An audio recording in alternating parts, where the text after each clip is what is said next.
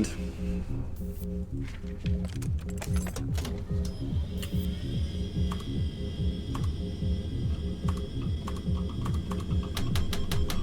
This is the third time I've played a game. That's, well, on the YouTube channel anyway. That's very irregular. The most amount of time, I mean, the maximum amount of videos I've issued a single game on was when I played RimWorld.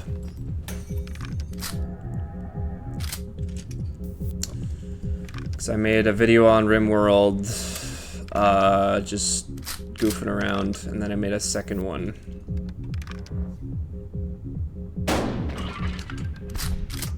Again, just goofing around and talking about history or something. And I lost at that game.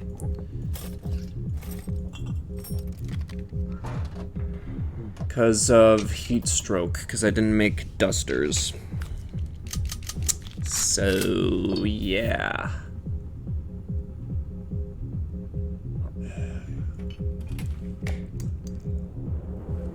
Two.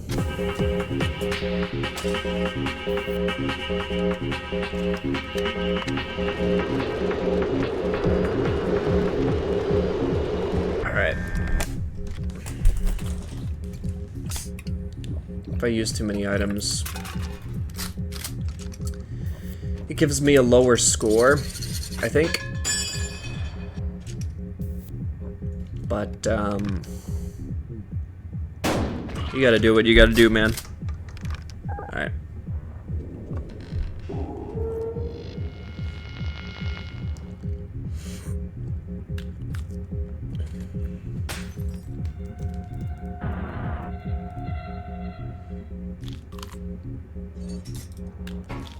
Best you could do is 1-1. Well, with that amount of damage. I'm gonna take my cigarettes. Forgot about that.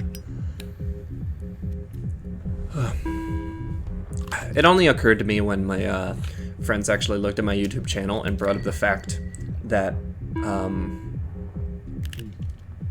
the last video I posted with buckshot roulette was 2 hours, that was kind of weird.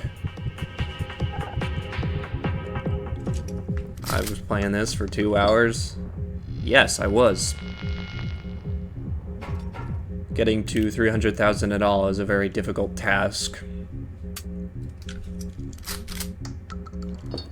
Now I have to do it again and push a mile further. That a more increasing difficult task.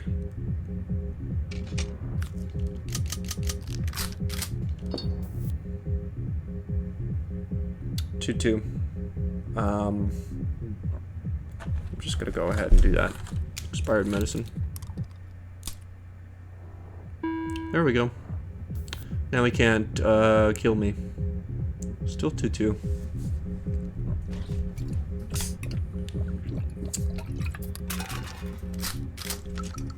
Alright. 2-1.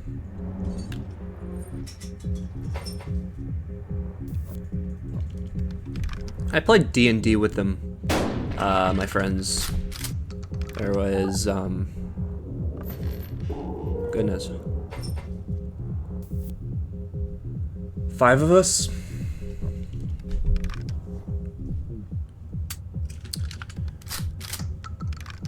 Right now we're in a reincarnation of Chicago under a cave.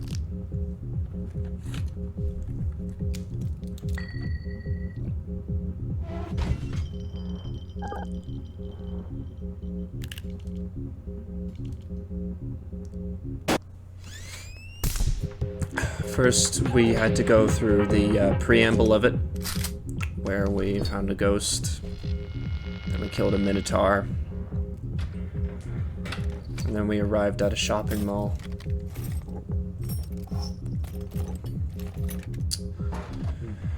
We solved some problems at the shopping mall, which included being a part of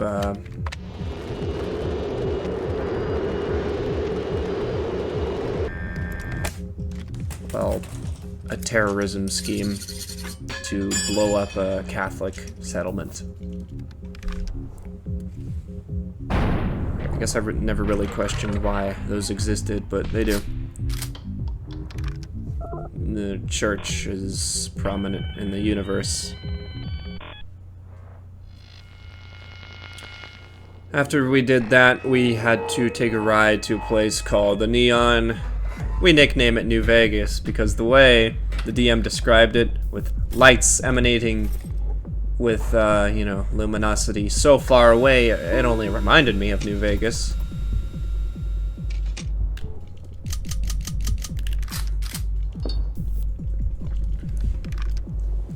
You play that game, it's exactly like that, man.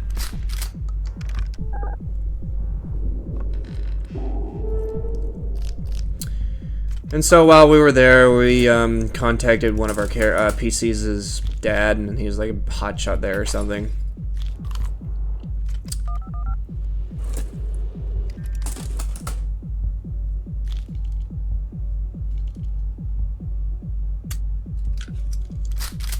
Two.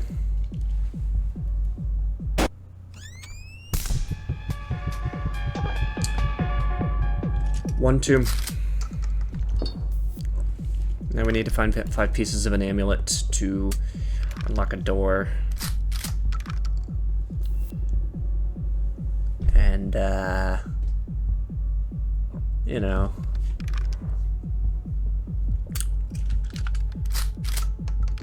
Since it's 5 pieces, I can only imagine that once we unlock the door, we either fight a boss, or that's the end of the campaign and we can finally leave.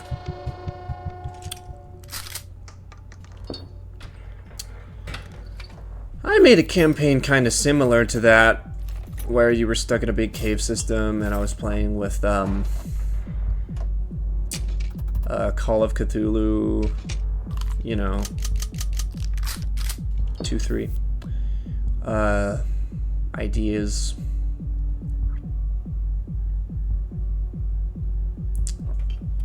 That didn't really work out though.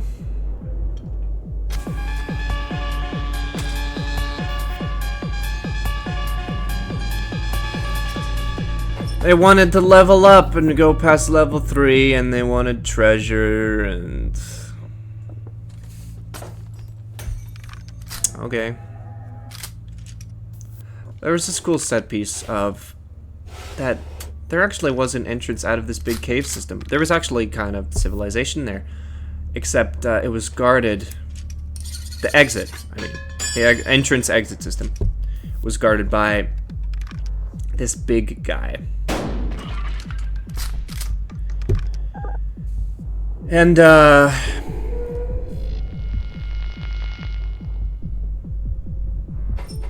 he wasn't malicious at all.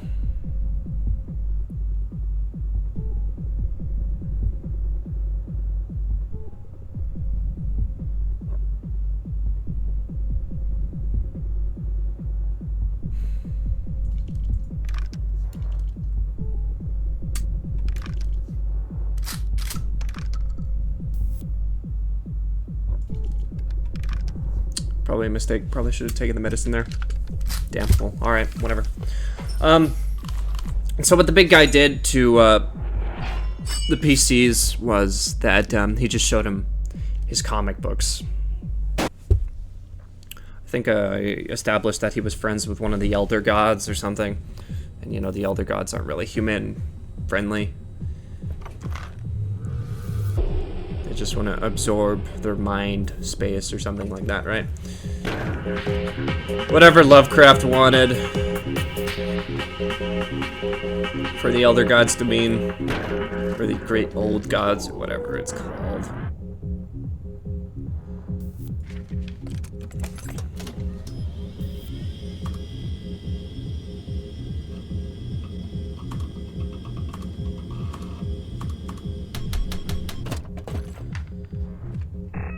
Oh, yeah. The way they beat him, actually, was they had to get words from around the cave that were in his own language, I think, that told him to you know, let them pass. And so when they did tell him the words, he acted really sad. He just wanted to show them his comic books, which gave them mental damage because it was Eldritch Beings comic books. And so he got really sad, opened the door, and I'm pretty sure he evaporated after that. Which is, I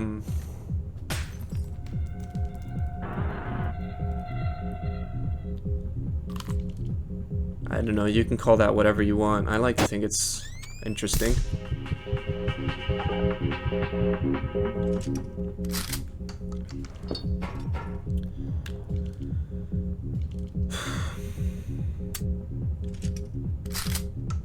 Three, 1.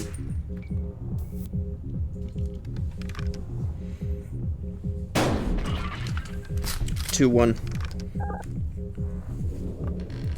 So, I can't quite remember the other civilizations. I know there was at least 2 towns.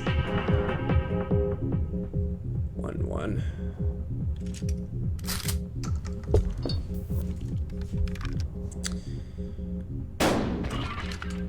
And I remember that they had to solve the puzzle to build the conveyor belt. No, not build it, to activate it. And once they did, it took them all the way down and took them to a universe where everything was worse. So all the people were evil and malnourished, and they tried to attack him, and they would just break in half if you hit him.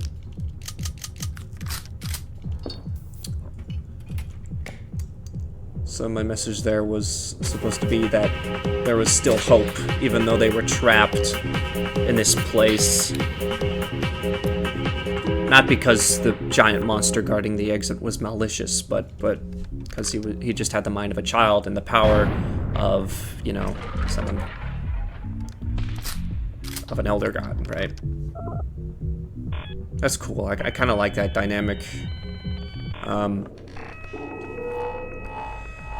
But the most favorite of the civilizations there was the guys storing a bunch of gunpowder, because it was in 1700s landscape.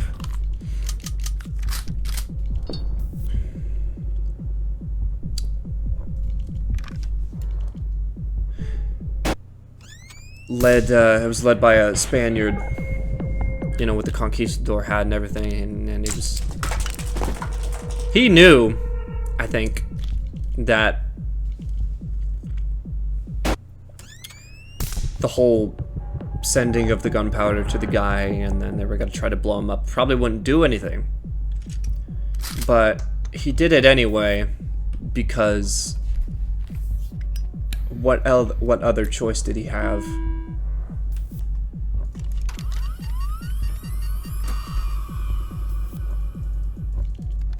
Trapped in this cave, just feed off the pigs they had aboard, and other fish that would come to shore and peek into the giant cave system.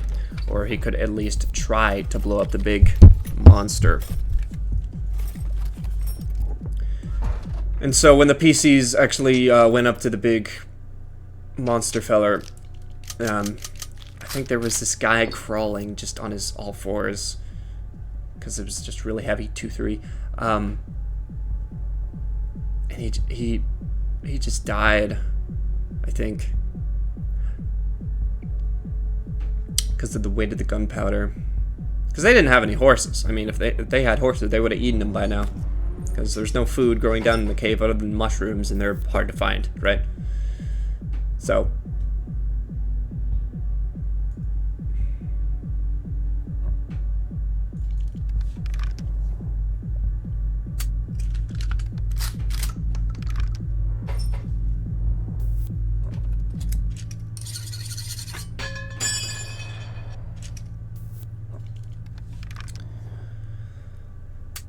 the PCs actually did get to see the guy blow up. And for the giant monster to be unscathed.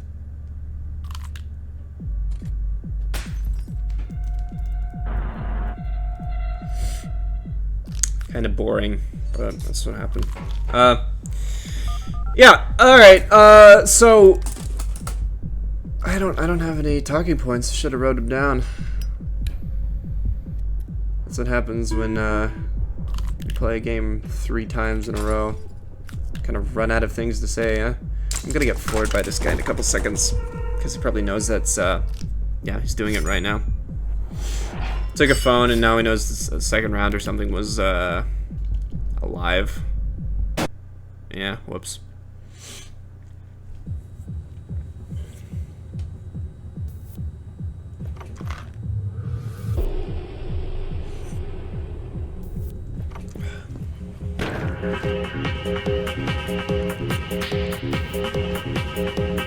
I'll tell you about gambling games, or game theory anyway. You want to make something fun very easily, you just add random chance, and then it tricks your brain into thinking something's more fun than it actually is. Don't know how long they've known that, but it's however long Las Vegas slots have been a thing. Because it's just pull lever. Chance to win, chance to lose, 50-50. And that's fun, somehow. Just something about biology, I guess.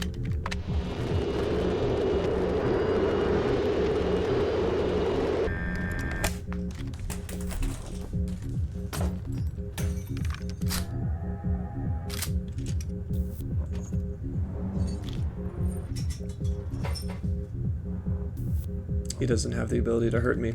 That's great. Best he can do now is hope the second shot is blank. Huh? Well, it's your lucky day, friend.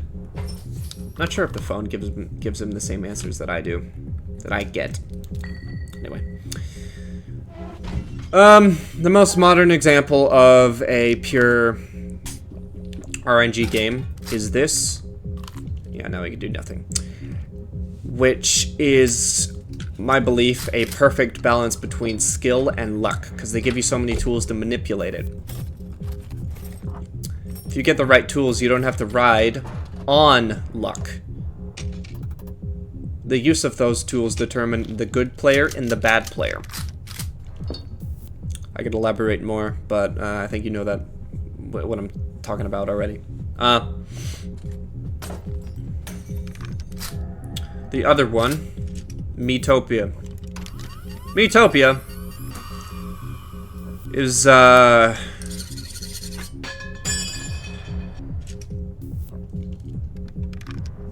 like, I don't want to say it's a game for children, but really it's kind of a game for children. It's a sequel, well, demi-sequel to Tomodachi Life, which is a weird subversion of The Sims. You can look into that yourself. It was like, you put a bunch of Mies in apartments and you satisfy their needs by either buying them food or clothes or apartment interiors. And you get money from them because they donate in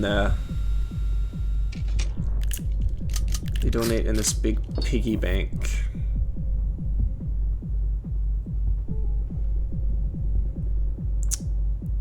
Yeah. But in Metopia, you have a bunch of guys or girls who take jobs. Not actual jobs, they're just roles in an RPG class, and then they go and have an RPG adventure that revolves around a guy who steals everybody's faces, because, you know, that's the whole gimmick of these games, is that you use the me characters. This guy dies very quickly.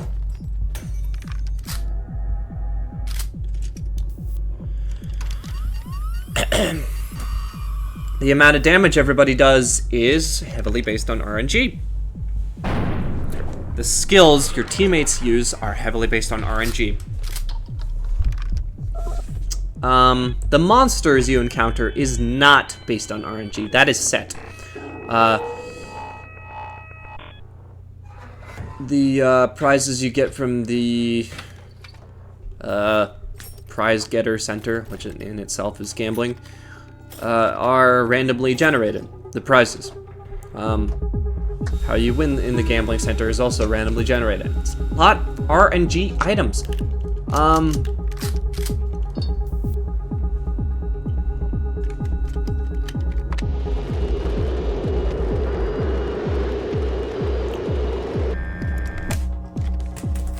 It's not exactly a bad thing.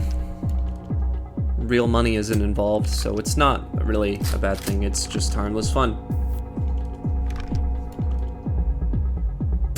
Unless you want to bring, like, addiction into the equation, but really, no one gives a crap about that.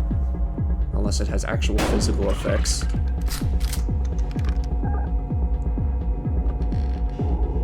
Well, okay, they do.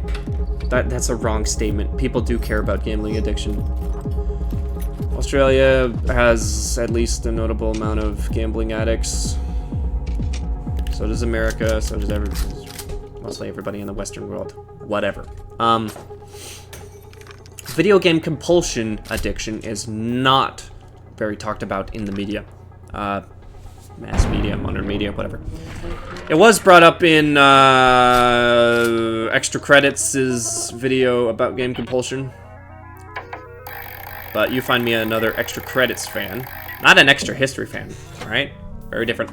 I will give you my left hand, because you won't find one. Unless you're on the internet, but that doesn't count. Find one in the wild. You can't. And it was basically that main guy who wasn't Floyd. Floyd is the previous narrator of those. He left. The guy in the blue jacket shirt with the hair that parts in the middle and like a goatee or something. 4-4.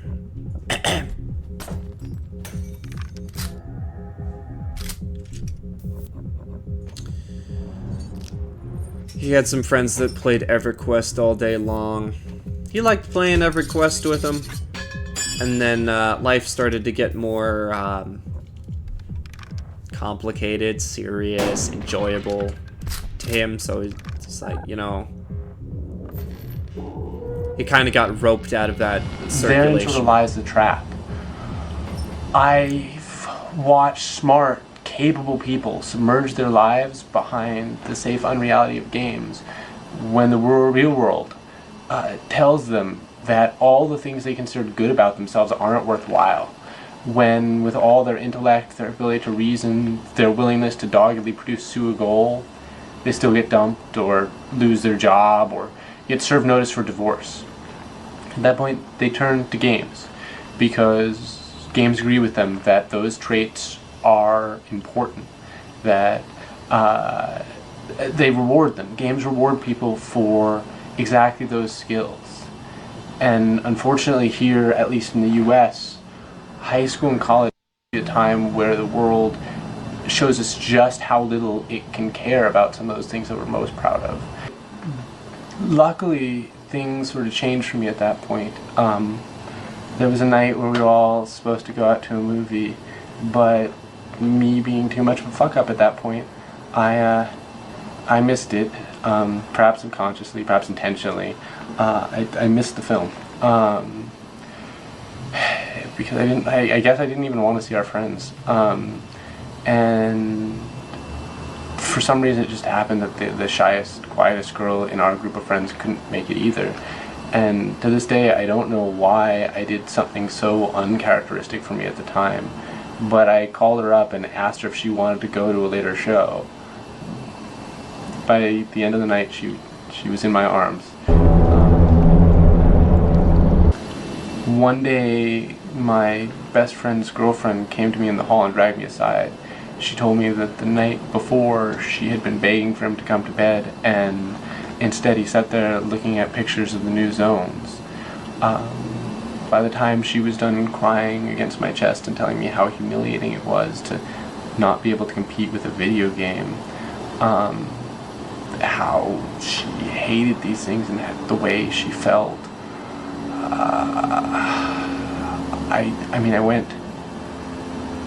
went to comfort her because, the funny thing is, this is the girl that I would have killed for. This is the girl who, previously, before meeting when I did, she was the one who I stopped talking to my closest friend for 6 months over, and yet as soon as she was done crying on my shoulder, I told her I talked to him, but I went back and told him exactly what she said, and then I helped plot with him how he could smooth things over while losing as little time at EQ as possible.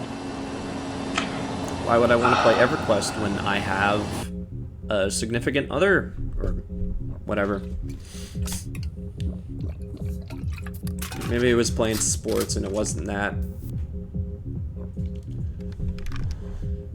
But he had that revelation when they came to him at his doorstep and he's like, hey, why aren't you playing with us? The new season of EverQuest or whatever came out. So he did. And then someone he knew dearly came to him and was like, hey dude, you have more important things to play EverQuest. I thought you wanted to hang out with us. So he had just this revelation of, oh my gosh, they have been doing nothing but playing a video game for God knows how long. So compulsively and robotically, it's not even... I guess he had that, is this what life is supposed to be moment or something like that.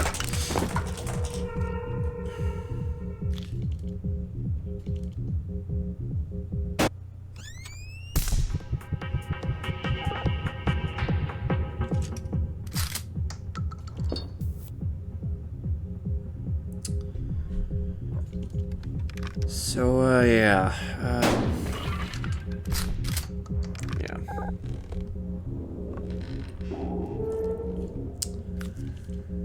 I can, attest that's not talked about enough because it's not a problem enough.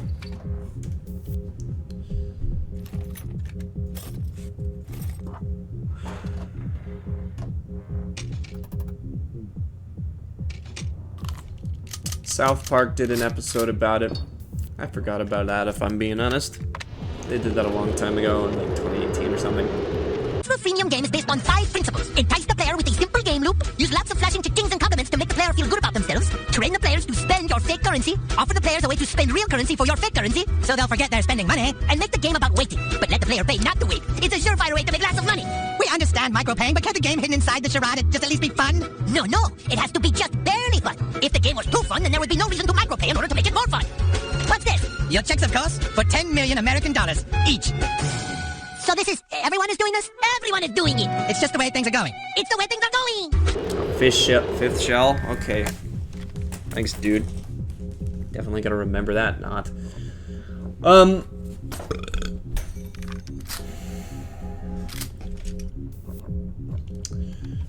Long story short, Stan was buying too much Canadian coins on this mobile game, and then Satan himself had to stop him by using Stan's body.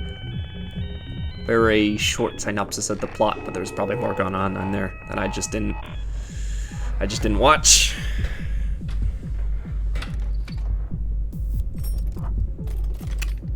Controversial opinion. I didn't, old South Park is better than the new South Park. I have not watched new South Park, so I guess my opinion could be wrong here. 2-3, that's ugly. But I mean, you look at the episode where Jeff Bezos has a really large brain, 1-3, and is I don't know, claimed to be a villain mastermind. It's just like, well, we know this already, dude. Bro went to the moon because he could and all that.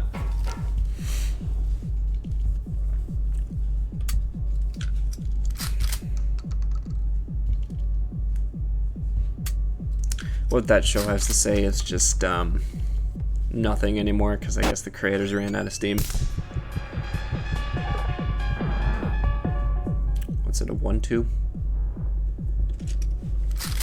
Yeah. Come on, bud. Oh. Yeah, he's smart. Forgot about it.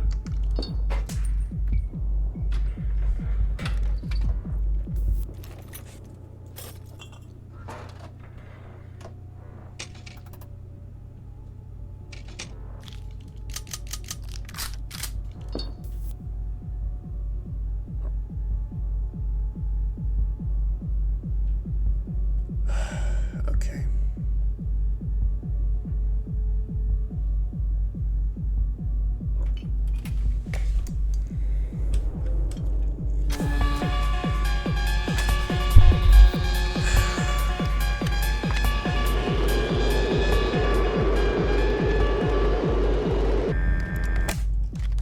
That's comforting at the very least.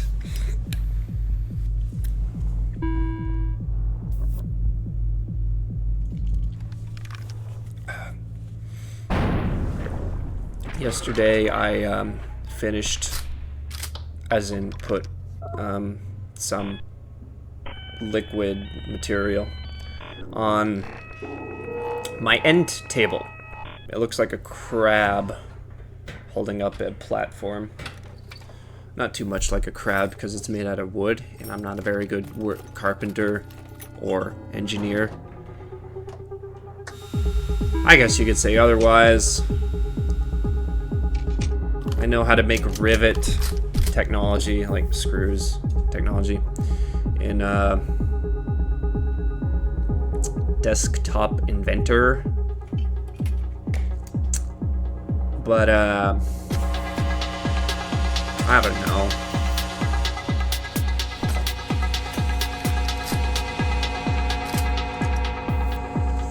If you convinced a kid Desktop Inventor was a game, you could probably make him also learn that. You'd have to have a lot of patience because children are hard to deal with, but it's whatever. Yeah. When I was putting the linseed oil on my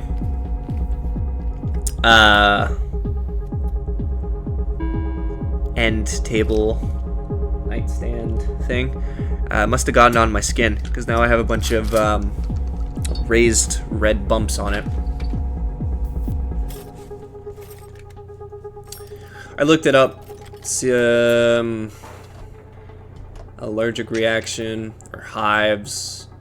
Those are the same thing. Or some other skin condition like eczema.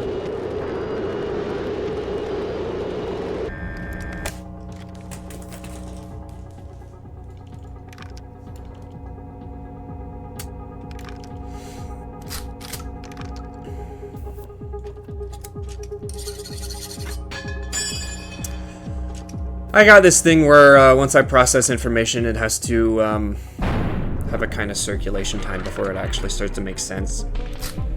I hear someone say something and it takes just 5 whole seconds for it to register that it happened. Kinda sucks. But, you know, you deal with the cards you're dealt. So when I read all those 3 possible lists of what could be causing these red bumps, because they itch like hell if you touch them too much. And I was like, well, none of these match my description. And then a full, I don't know, 2 minutes happened, and then it's like, oh, right. Yeah, I helped my grandpa, well, and also myself, put linseed oil on my end table, and it must have gotten on my skin. And then had something happen. Like, I don't know. It had a pimple effect, but since it wasn't my own oils, it was like, you know,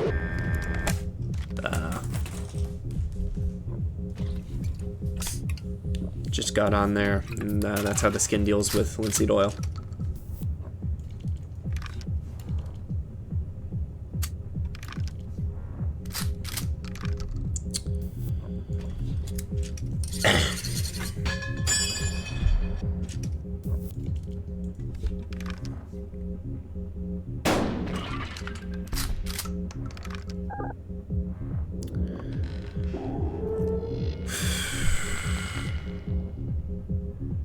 thing I like to say about my nightstand is that its legs are its hands, and its hands are its legs, because in putting on the limbs, I actually messed up and glued the wrong things together. You can make so many mistakes in engineering, by the way. Yeah, the way it broke, because I wasn't taking him to my grandfather's for him to fix it. I was actually doing it backwards. Wasn't taking him the nightstand for him to put linseed oil on it. I was taking it for him to fix, because I put my whole body weight on one side of it, and it broke. Not too badly, just by the dude's arms and the platform he was suspending.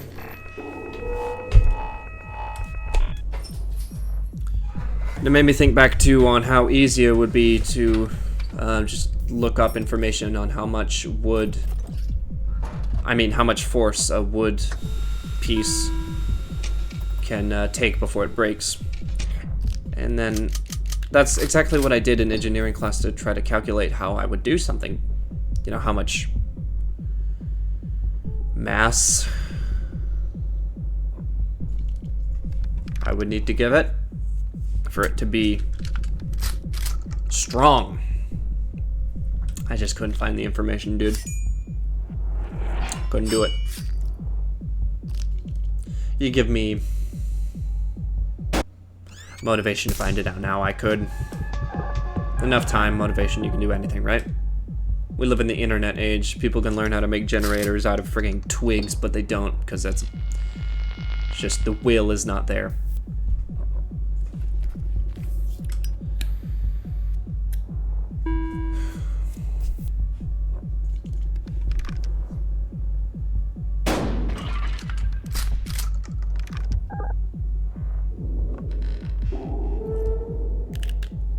That engineering class, I just took it because I don't want to go into engineering.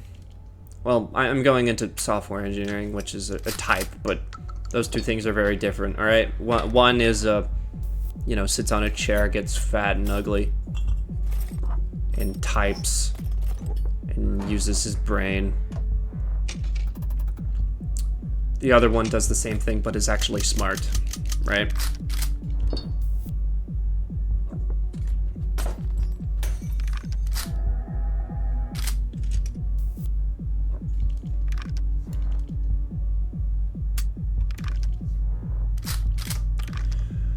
Engineering makes you go through 3 rounds of hell.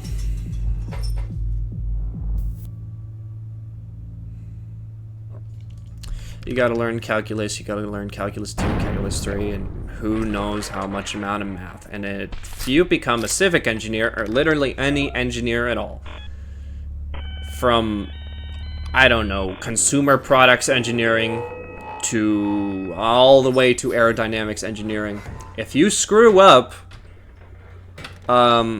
you either lose business, or people get killed. I don't want to be responsible for that.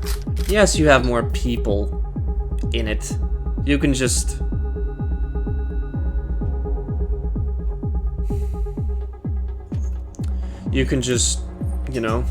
give the important weight to someone else, but I mean... That's not a way to live your life.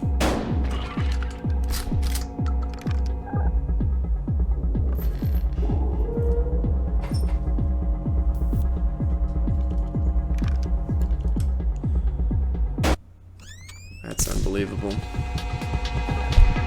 Alright, you got a 1-3, dude. Have fun. Just gonna take my frickin' cigarettes. Come on, man. I should have smoked them. Whatever.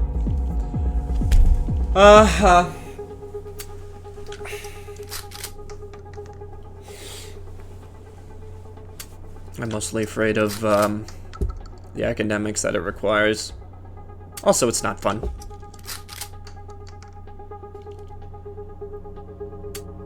You want to be an engineer so you can have fun? Those two things do not compute. How the heck did he know the phone? Right, okay. It's like, do you think it's fun being a civic engineer? You can build grand buildings. And I'm gonna be the revolutionary that makes the first building made out of purely glass. No, you aren't, man. The state, you're gonna have to read, like, legal documentation about how the state wants their buildings and their, you know. Best you can do is line up to build an opera house. I'm about to get killed here.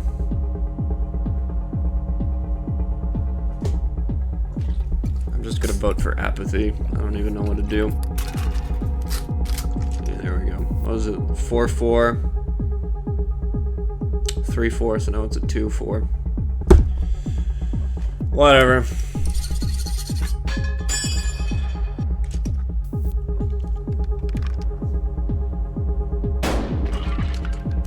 One 4. Great. Smoke your cigarettes, take your expired medicine. Maybe get a 2, maybe get a -1. And then take my sawed off, I guess, and then shoot me. And then miss. He never misses when he saws off, by the way. It's curious. Civic engineering! You want to build roads? That's what I immediately thought of. Like, you want to build roads all day? How much can you design a road? Well, a lot, actually.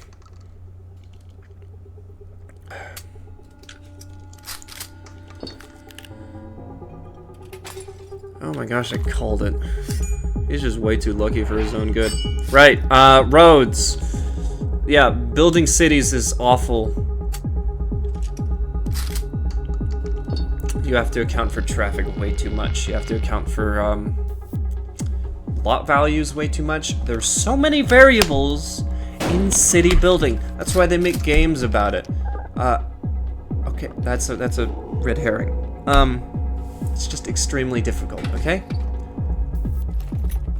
What I meant to say was, I can barely win at city skyline. Lord knows I wouldn't win at playing with actual people's lives when it came to mechanics such as that. 2-3.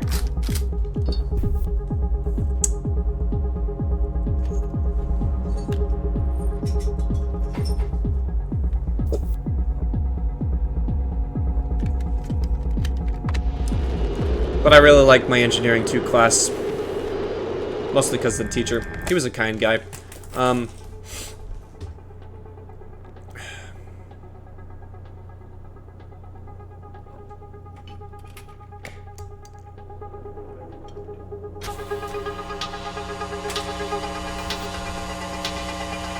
Anytime you came into the room, he would say your name, which sounds silly, but that's actually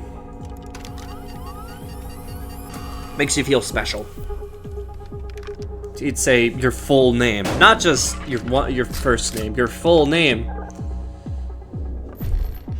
And I was. It's like, I don't know, I see kind of an archetype in old people where you have my grandpa he likes to rant about things when he's allowed to, or when he feels like it. And then you have people like the lady I volunteered, I mean my manager at the library when I volunteered there. I'm not an upstanding guy, I did it for a class. Who was really loony. Just kind of did red herring type sentences like I did. I do.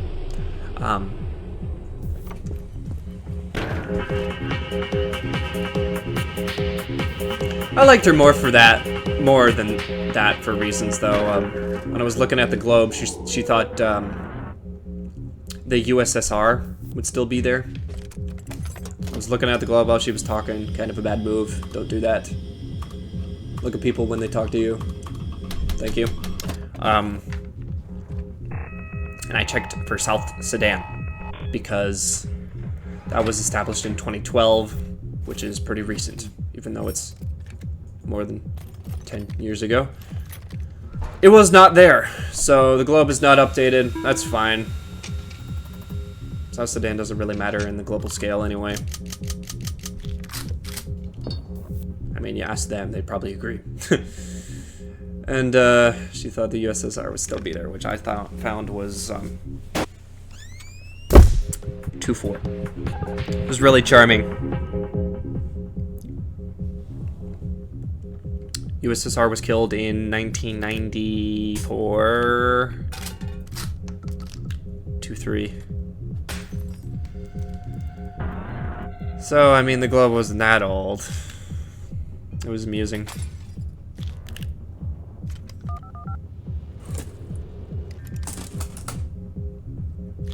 But my engineering 2 teacher was kind of just like that, in retrospect.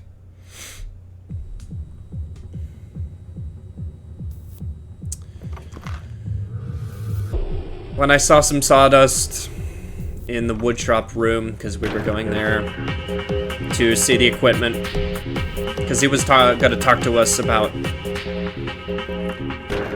engineering with keeping the CNC machine in mind, so you could focus on how to use your material effectively. Because if you had a 20 by 20 inch pallet of wood and you needed to make a bunch of pieces that were like proportions, then you would have to think about those proportions given the material available kept in mind, which is actually very useful information.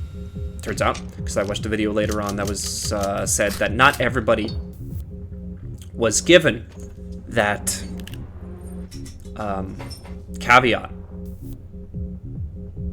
It was alluded that engineering students would probably have that problem cooperating with CNC designers,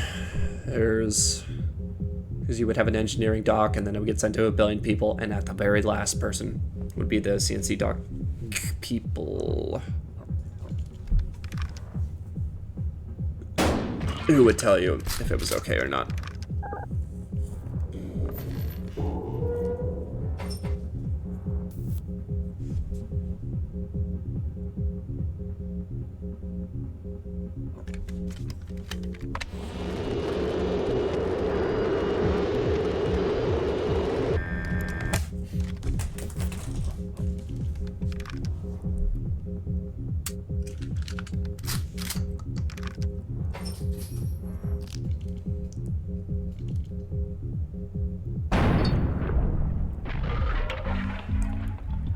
I'm talking both poorly and playing poorly, but this guy's helping me. Bottom line, I'm never going to share this anywhere else, so you're going to hear it with me, okay? Late stage of high school,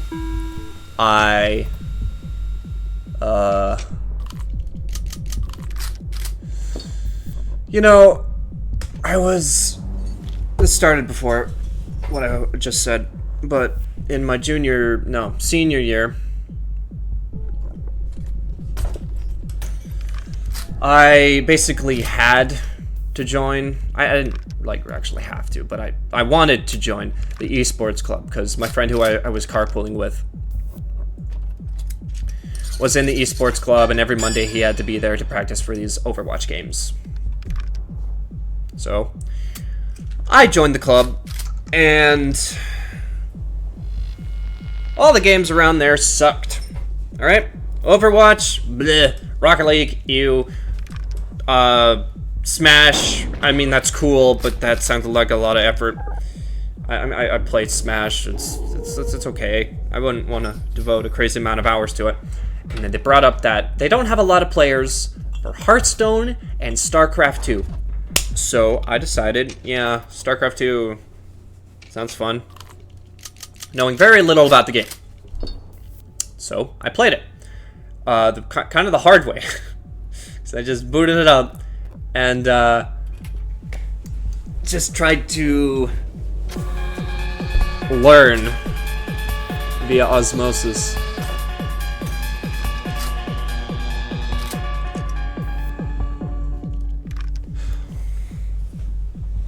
You know, oh, I can summon Zerglings. What are those things? Oh, the small guys. Well, they're probably weak then, right? If they're like low tier. And then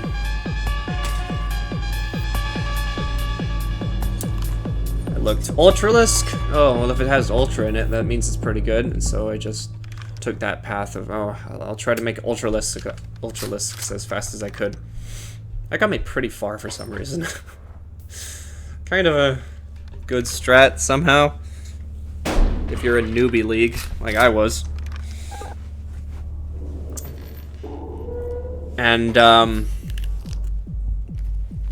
last year, my senior year of high school, the esports league that was managing all the games and giving everything authenticity. The guys writing the certificates that you won the match and hosters of the tournament, yada yada yada yada. Decided they didn't want StarCraft 2 in their lineup anymore and instead replaced it with Fortnite. A good move if you want to pander to the Zoomers, because nobody knows what StarCraft 2 is, even though it's a better game than Fortnite. Do me. Alright? But that's just what happened.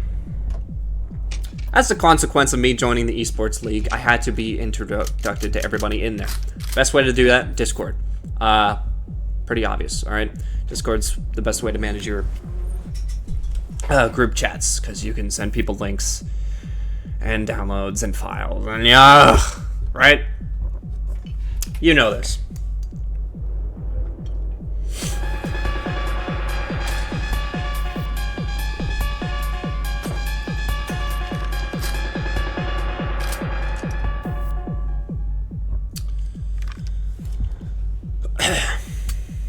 I could have killed him.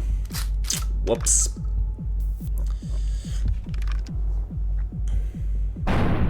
There's a girl I sat next to in Spanish class.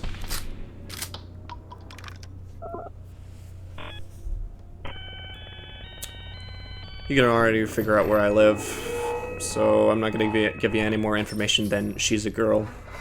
But, she was cool. That was a year-long class, Spanish, 3-4. I had a good teacher. And I think in fourth quarter, she had to be moved because there was some evil, maybe I shouldn't call him evil. He was just a very obnoxious guy. Kind of in the middle school way.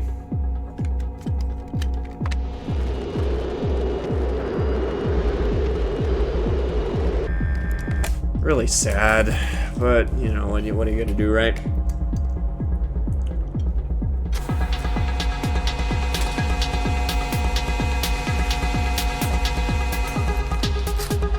Anyway.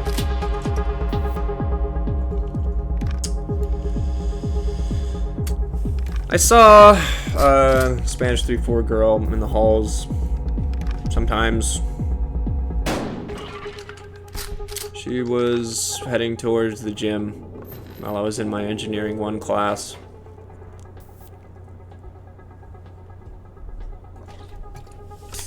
I found it amusing. She was also in my sci-fi literature class. Found that amusing as well. Kinda hard to describe it some other than amusing.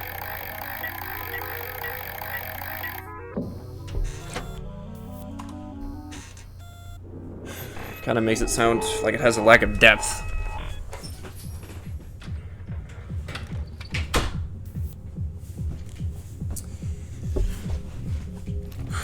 But I had 8th period with her.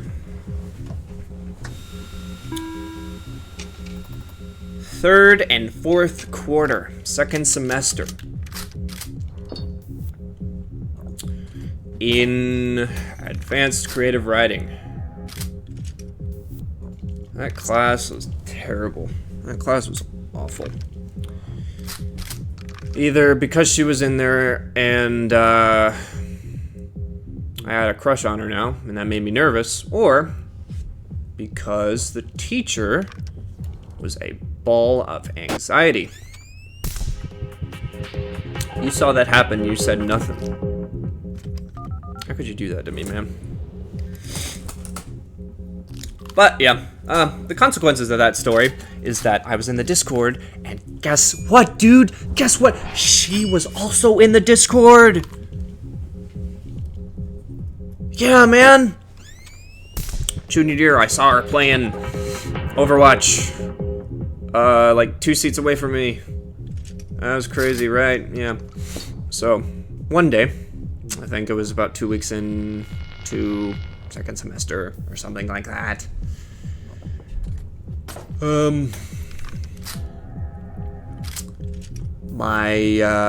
Someone I met who sent me down the path of,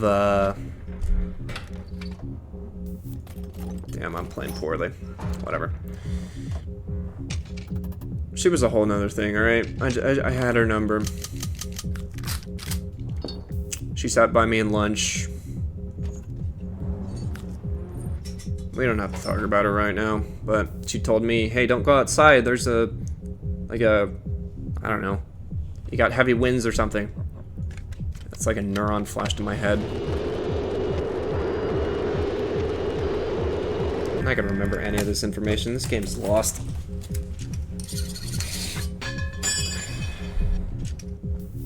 So I pulled up Discord and said, fuck it. I need to feel something. That's probably not what was going through my head. I don't know.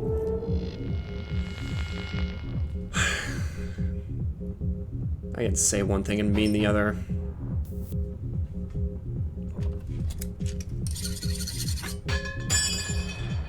I told her I liked her via the DMs.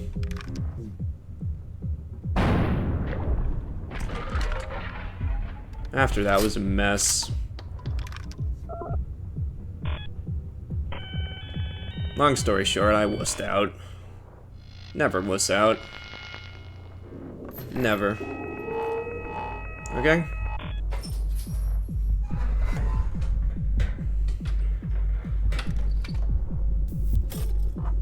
Don't make the same mistake I did. I know. Like, I'm not in the range of, oh, I can't believe I did that, I'm never forgiving myself. I am. Alright? If I didn't forgive myself for wussing out there and then, it would just be useless suffering. Alright? At the end of the day, and at the end of every single day, you have to keep going. So it's just like, if you think you're ugly, then you have, well, you have no choice regardless but to think you're pretty. Because if you think you're ugly, then you're just gonna diminish yourself. Right? But in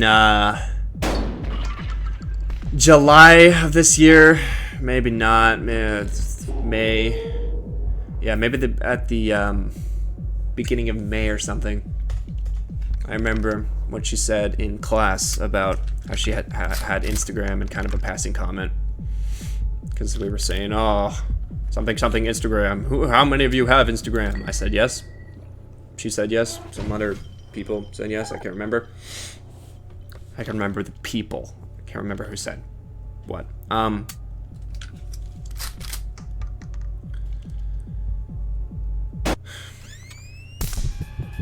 So in May, I found her very easily, because let me tell you something about Instagram. The people who you follow, the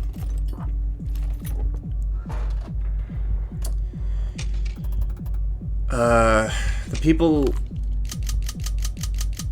okay. If you follow somebody you know who lives close to you. Instagram is really good at finding people that live close to you. I'm watching shells fly by, alright?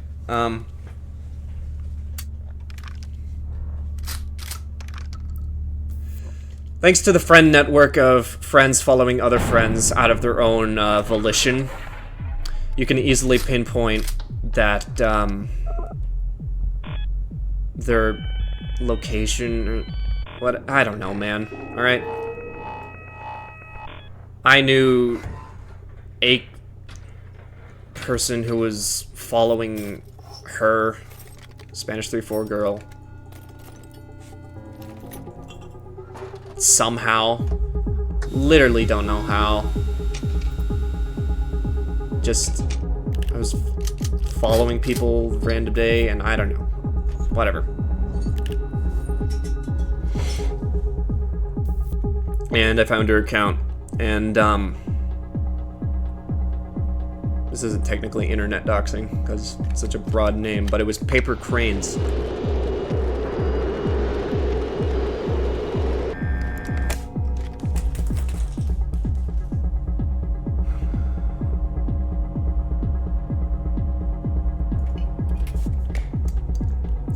In my Engineering 2 class, make a guess. Oh shit. On what was on my desk every day. No, on my computer every day, which I found really comforting because it was so pretty. A paper crane.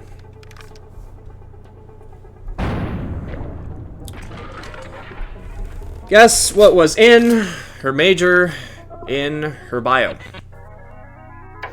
Mechanical engineering.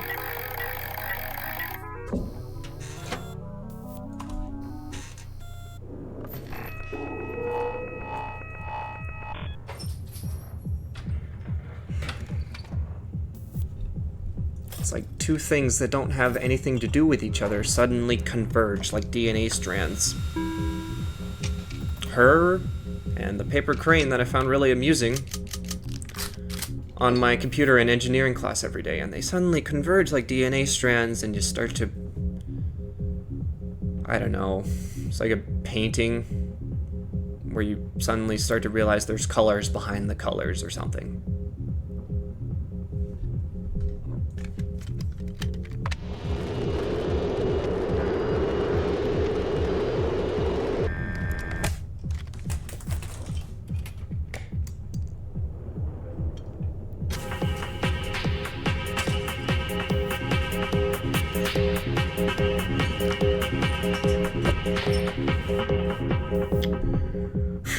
So,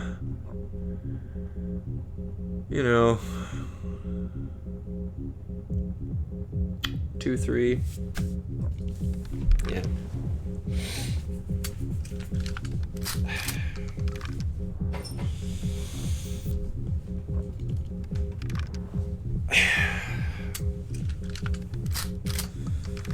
Do what?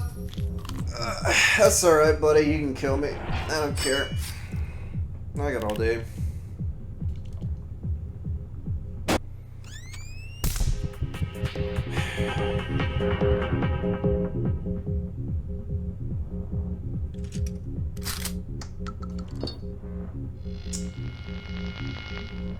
I guess something no one else will hear from me, unless I'm talking about it now, is that Spanish 3-4 girl was cute in a way that I find kind of unique, right? You look all day on social media and you'll see conventionally attractive people, right?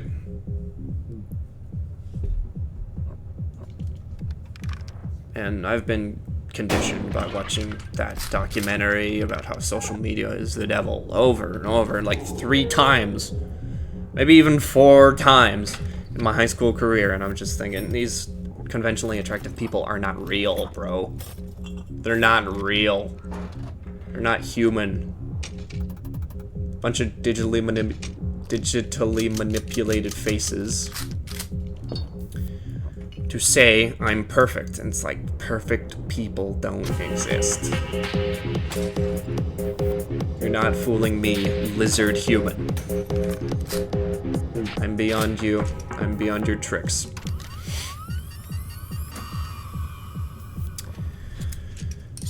Spanish 3-4 girl was pretty on her own terms.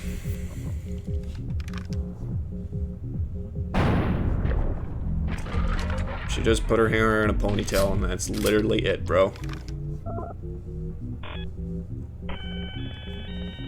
That's what I can tell, anyway.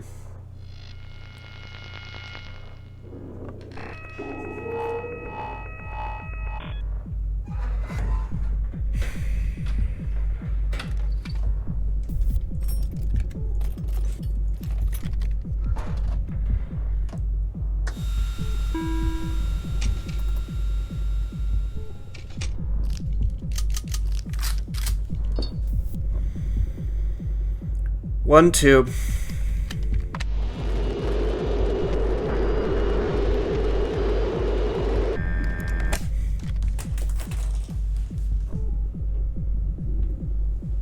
All right.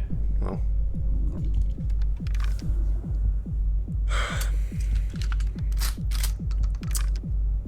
You know, yeah, no, you just do nothing. Man, this guy's so cool. I get angry at him a lot. Like, when I was trying to get the score last time, but really, this guy is...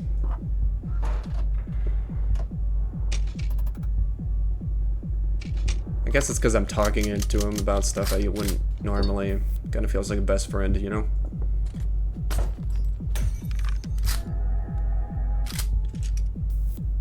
I just felt something in my chest. Anyway. Around second semester of high school is when I started getting into Nirvana. I'm pretty sure because of this game.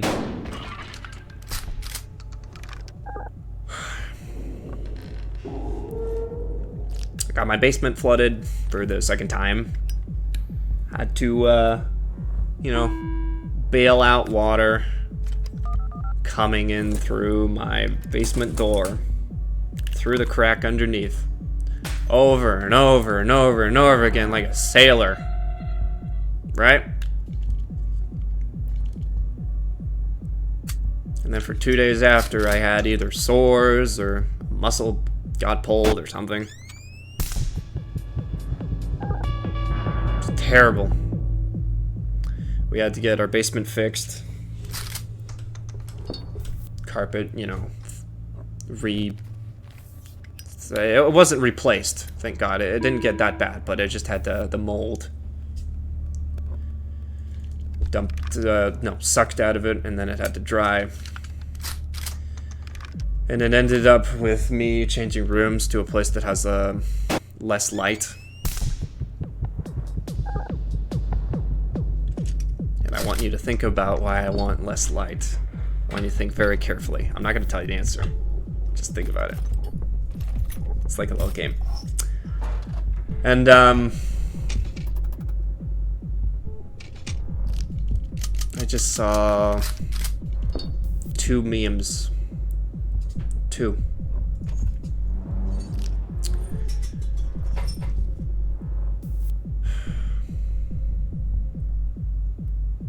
Shit, I'm done for. Nah, I ain't done for. Alright. All it took was 2 memes that I showed you previously. And I guess the internet traffic said, oh, this guy likes Nirvana. And so it showed me the, oh, right, it was that internet traffic and the fact I found a Radiohead's Paranoid Android in the Mario 64 soundtrack.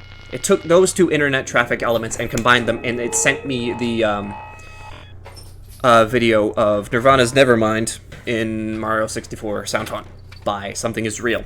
That guy is cool, by the way. That guy is nice. It's good line. did not pay any mind to it when I was hearing it for the first time. Because it was during D&D when my friends were in a cave by Ancestra's shrine. Didn't really pay any mind to it.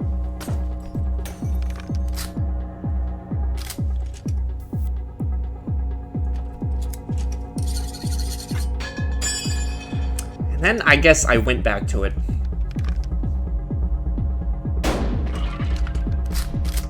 And I realized, holy moly, man.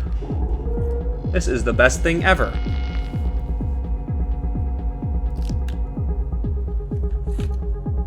It's kind of like the same thing I had with Daft Punk, where it's, you listen to it, and it's like, holy crap. How many good songs do they have? Right? This poor guy.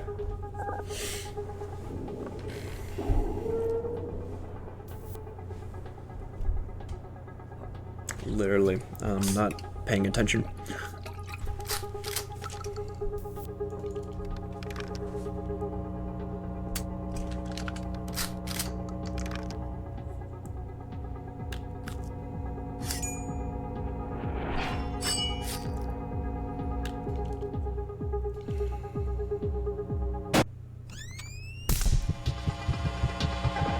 So, I would just listen to the Nevermind songs a lot.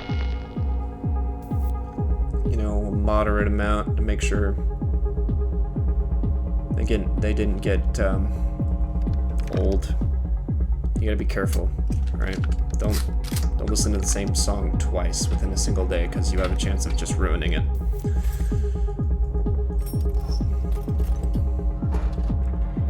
And then, when my dad asked me to mow the lawn after work, I would listen to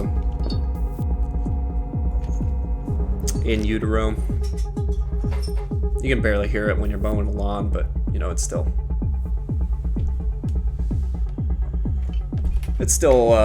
nice. You turn it up enough, you can slightly hear him singing.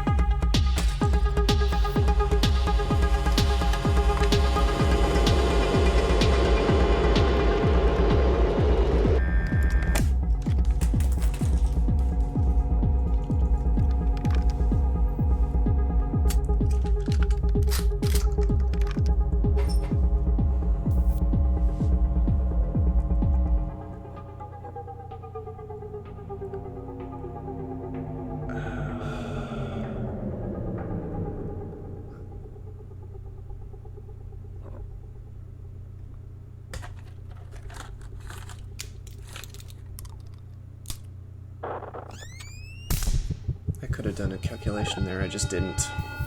Whatever. And I'm just never gonna forget that year. Everybody says, "Oh, enjoying your senior year, man," because at least in the United States, you can get away with having at least three, at minimum, 3 classes due to shit. I was gonna kill me. Whatever. The requirements to graduate being kind of weird. It's like there was a foreign exchange student that said, "Oh yeah, you guys do 12 years here instead of 11 school years." And she found that weird. Yeah. She also talked about how the water isn't filtered. Like tap water, which, you know, gives you more of a perspective on American living. But anyway, yeah, I will never forget senior year for many reasons, you know.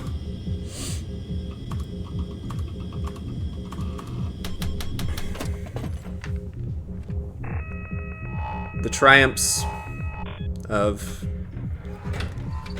one of my best D&D campaigns I've ever made, and you know, getting the peak moments with, you know, a larger friend group.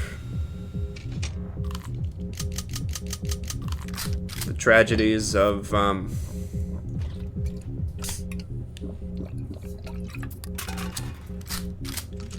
You know, meeting someone you thought... Okay, well... A girl gave me a note of my face during lunch, and I thought, oh, yeah, she likes me. And then, like, fucking 2 months later... No, two weeks later, she was just making out with some dude on the pole I used to rest my back by. It was clarified later she had autism, but like, damn, dude. Alright.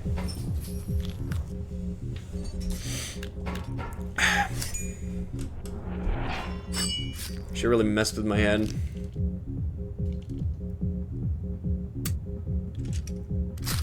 You know, of fault to no one. Like, no harm, no foul, right? It's not like she cut out my eye or anything.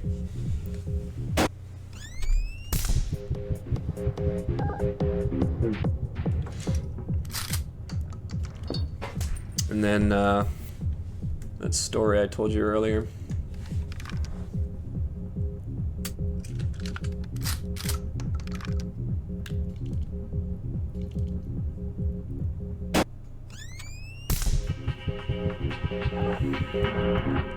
A lot of things happening in conjunction, right?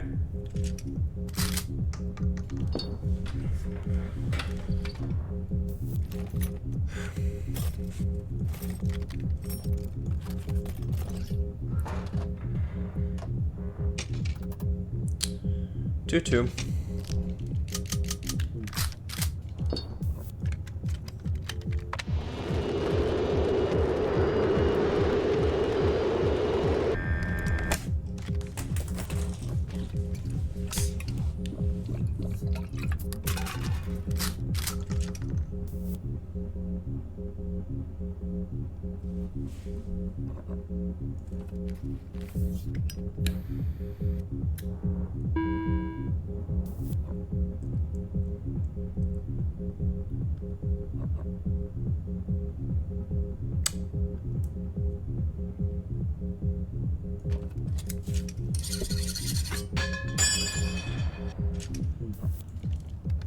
When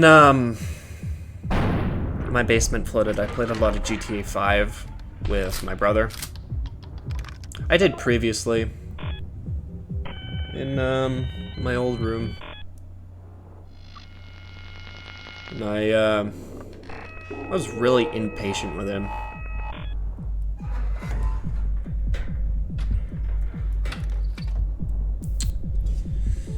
You know, when I was there, it made perfect sense on why I was impatient with him, but I actually forgot. I forget why. Maybe it's because he asked me to play, and I just didn't want to, but didn't have the heart to tell him I didn't want to play or something. Stupid, right?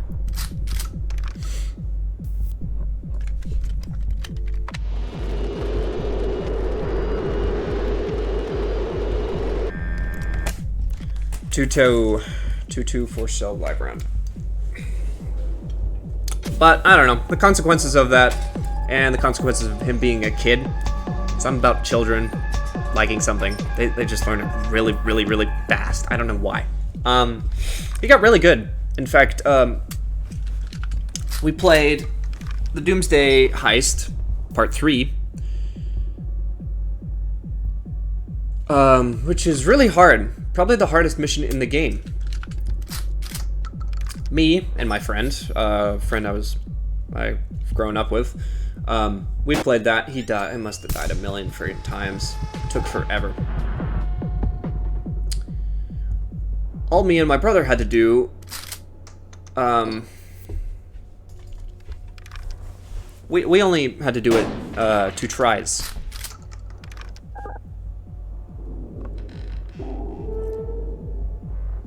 He's in his, he was, in his single-digit years when he was doing that. Like, late single-digit years, I know, but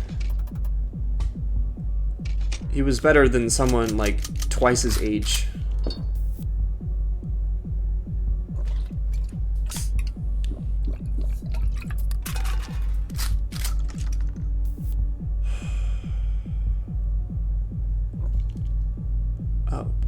crap.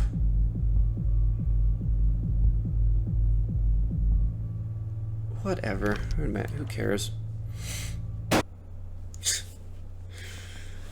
So, yeah, we played that for, forever. I had to hook my Xbox and my PC up to,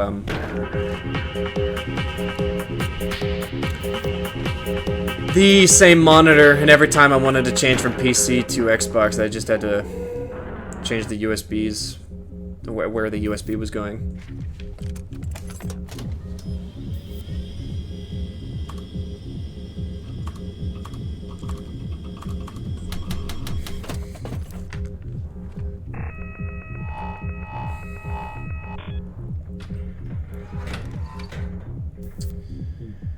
Misery gives you great memory with that, right?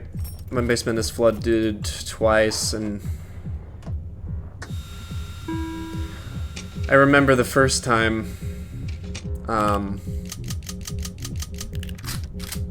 goodness.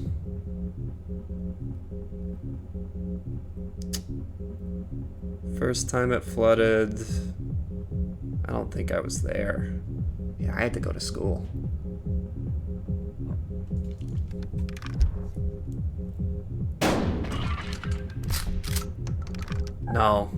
No, I was there. Yeah, I woke up, did my daily routine, and then I went on the carpet. And before I went on the carpet, I was on the tiles. It was like, oh, the tiles wet. It's probably because, like, I don't know, shower water ricocheted all the way out here. And then I went on the carpet and it was just soaking wet. So I told my parents, and I had to go to school. I was wondering what the heck's gonna happen.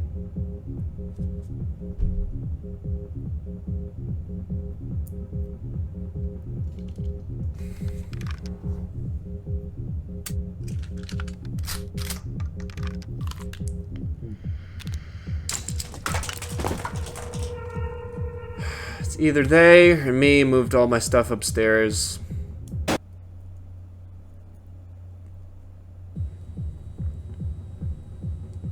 It happened like on a Friday, I think. So then I just had the weekend.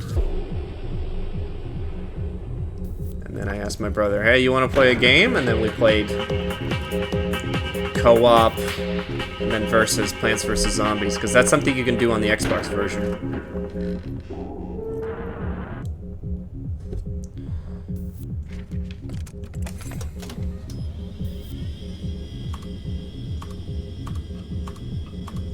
So we did that. I got bored of that, and then I don't know what I did. I just hung out, and eventually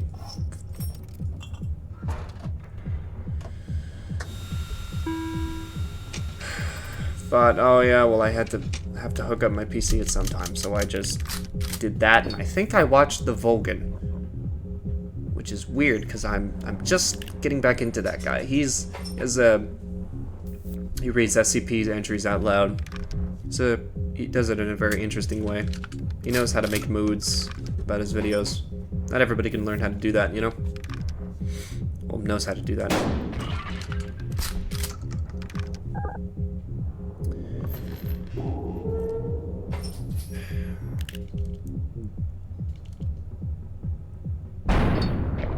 Must have been the start of the semester,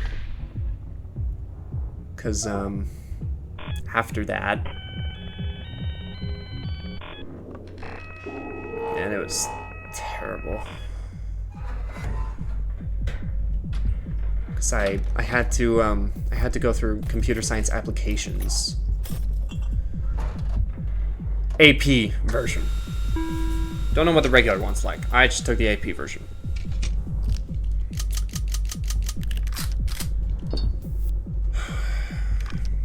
Java's hard to understand to most people, I believe. Seems so easy to understand now because of course I know it. I know about how the class system works and how the syntax is important and Boy, do I know a lot about substring. Oh boy. You use substring a million freaking times. Just a million and one ways to wrangle data, and it can get very frustrating.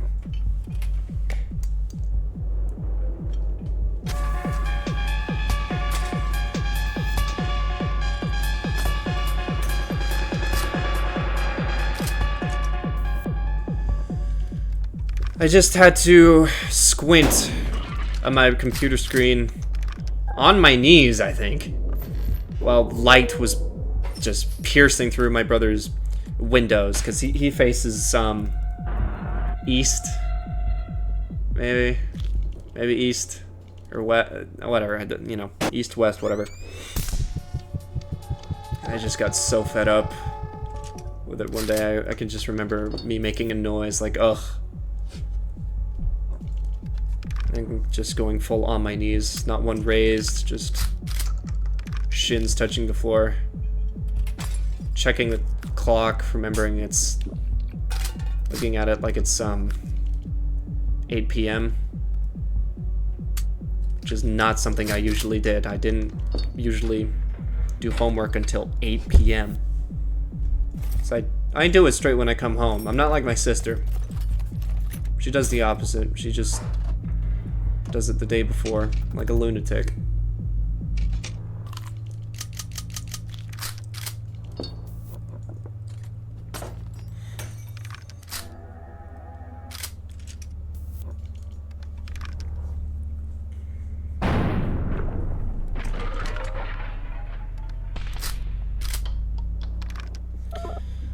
I always say, oh, those were the days, man. Those were the days when me and my friend had to really cram out a Zork-like video game over the weekend in Java. And we discovered how to actually do a word scanner at the day of class, and then we fixed it, and then we got a A or something. We passed. We did good on that assignment, friggin' somehow. I did most of the writing. He was class with doing the word scanner. He fumbled. Happens to the best of us.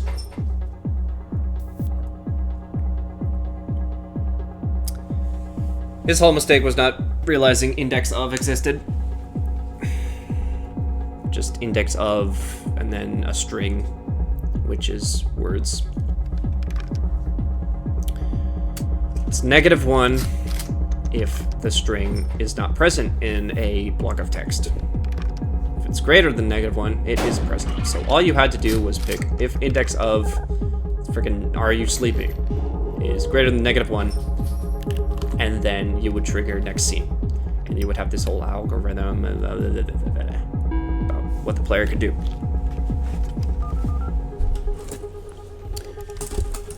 We had a whole weekend to do that, and I think it was early Sunday where we got it fixed. It was just the ride coming home, because I carpooled with that guy. Just looking at the snow.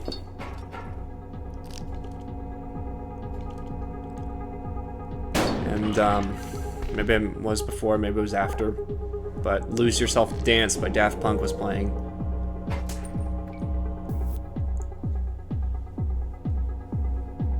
And the lyrics perfectly matched what I was feeling, you know?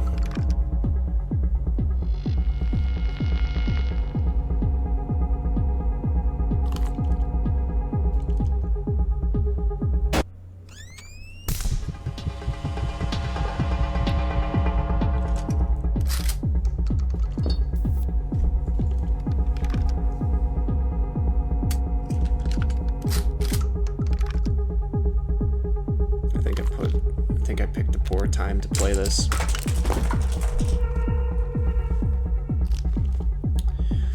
Don't you worry though.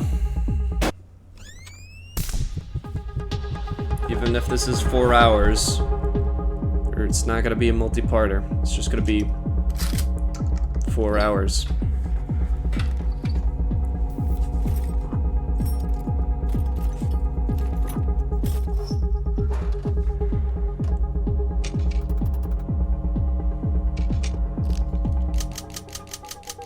Oh yeah, the Doomsday Heist. That's where I was going with this.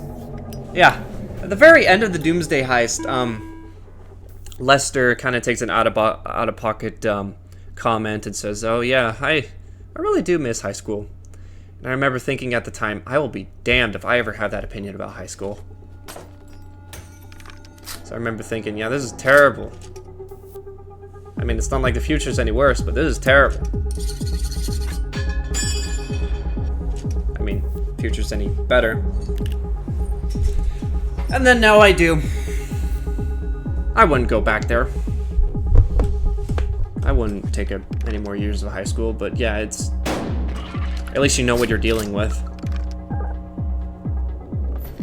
Being an adult, you could get kicked out of your house any day by the government, by the landlord, by whatever, and you're just done, dude. When you're in high school, you're under the illusion. You're not under any illusion. You just know that not everything is your responsibility, like your financial well-being and how you're gonna, you know, do everything in life.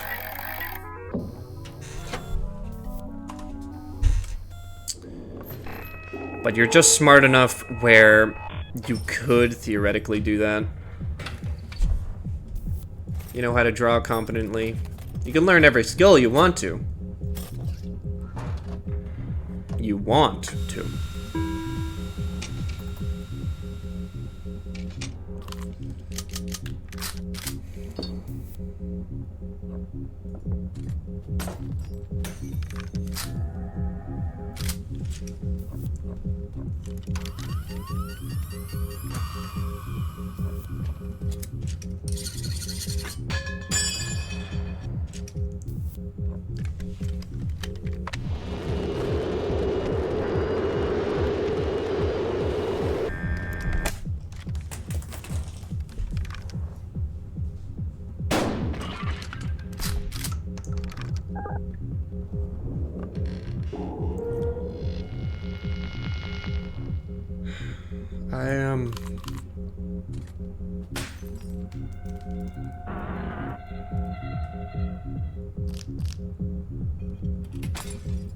It's only until you talk about things where you realize certain aspects. You can have an inner monologue think about everything you want, but it's never gonna trigger as much neurons as actually talking about it.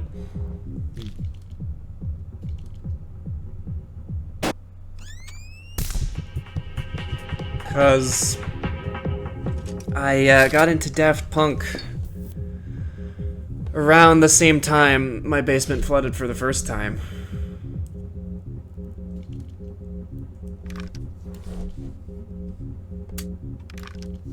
Because I asked where the Robot Rock meme came from, and one of my friends who I grew up with, who's distant now, in a weird way. Not in a weird way, he's just distant.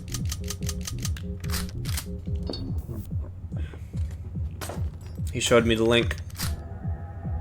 And I thought, yeah, this is the greatest. And then I looked more into them by the thinking of, oh, well, I should make it a hobby of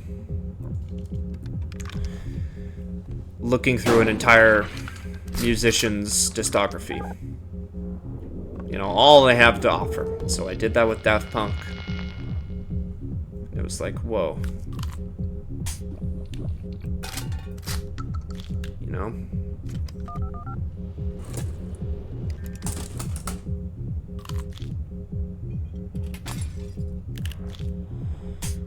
Three, 2.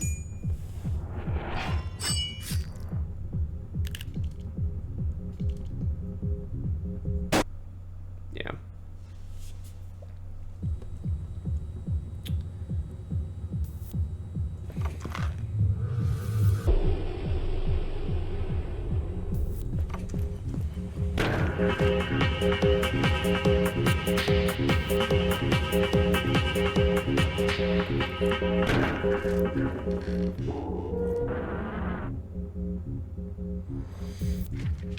So, feeling makes me empathize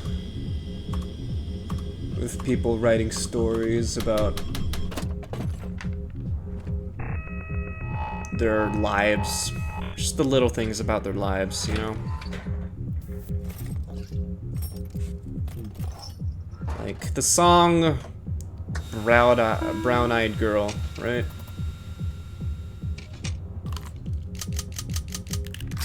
I can't play it for you. I bet you were expecting me to play it for you. I can't. I get copy striked. 3-3. Screw it.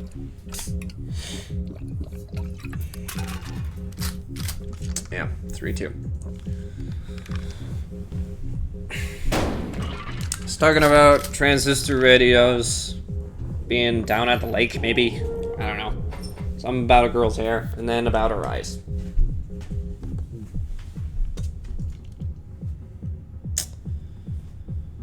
Shoot. 3-2.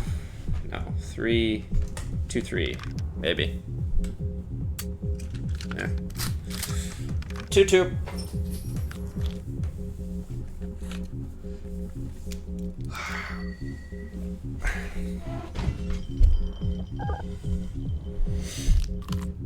Kind of know that feeling now.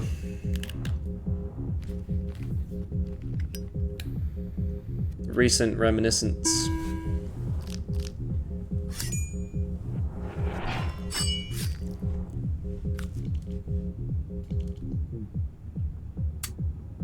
Haha, loser. So, what's it like a 2-1? Whatever.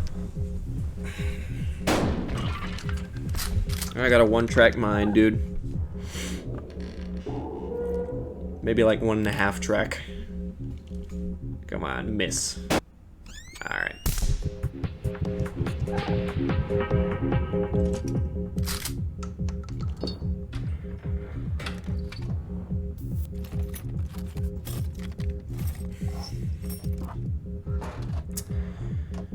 When I say the word amusing, I feel like I should share the backstory with you. I used to read these Big Nate books in my middle school years. They're easy to read, you know, easy to follow with. Because in middle school, they let you read on school time. They do that in primary as well, but it's not as...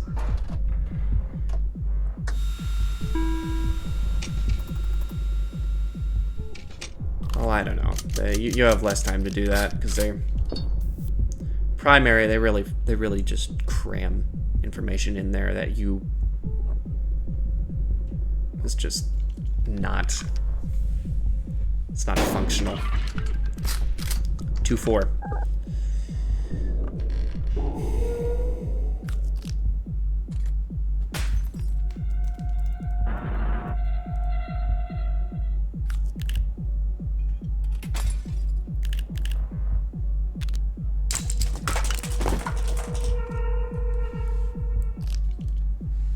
Literally don't know what he was thinking with this.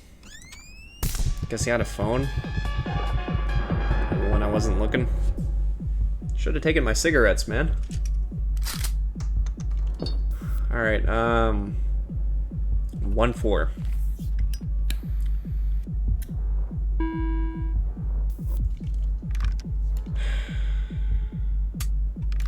One, 3.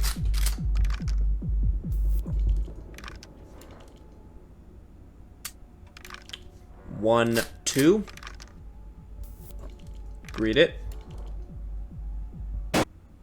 Shouldn't have agreed it. Alright. Come on, buddy. Clean up.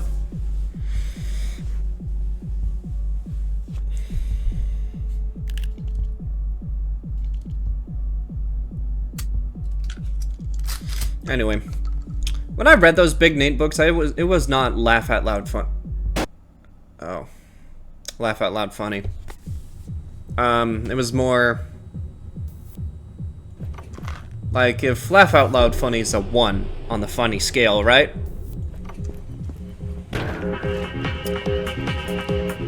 Big Nate was a 0.5. It's not really funny at all, it's just nice. Its attempt to be funny is not expecting you to go ha ha ha ha ha in a really boisterous tone. It's just trying to, not even trying to cheer you up, but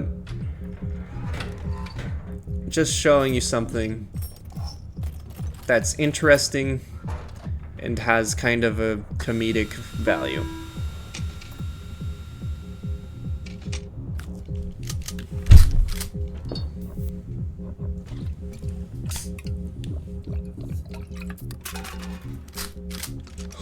The handcuffs are more valuable than the beer. That's why I'm doing that.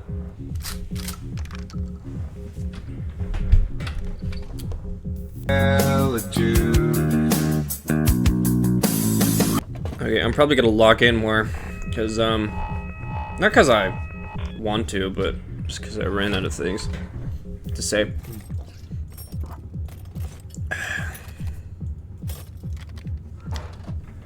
It's gonna be proven false in about a minute. 4-4.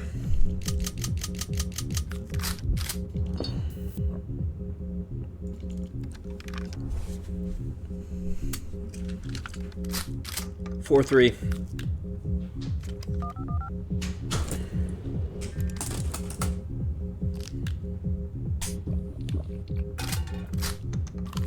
Four, 2.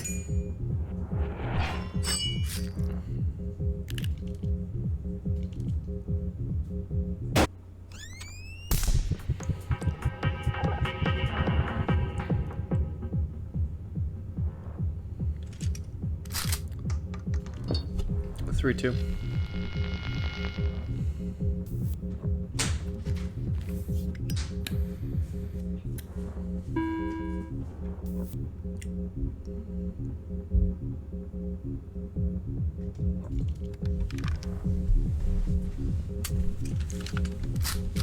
Three, 1.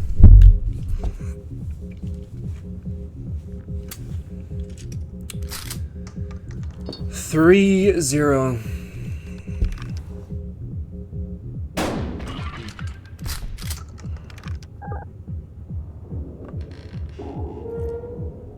Two, 0.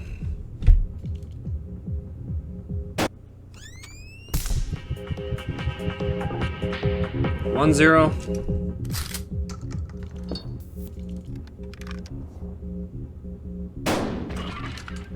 0, 0.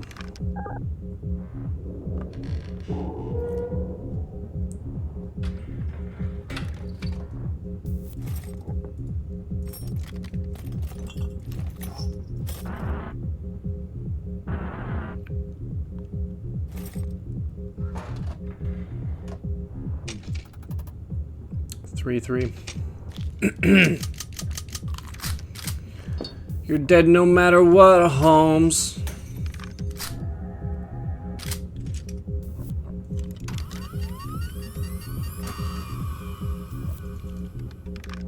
You know, I heard someone say that in a game, it was Saints Row, when I was young, and I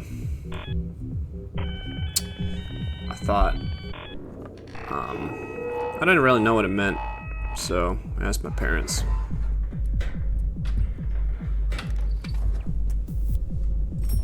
But they were busy with something, so they didn't get back to me on it.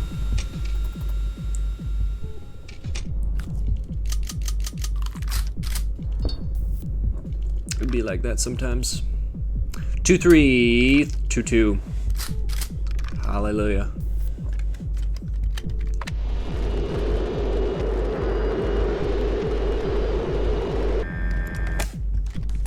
Two, third blank.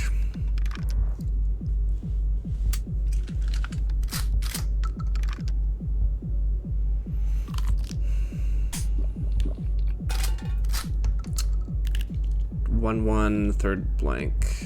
That one's blank.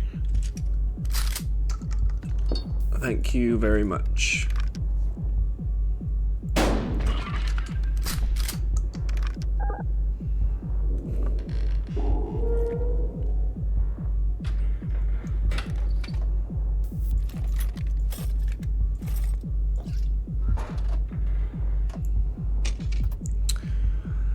One.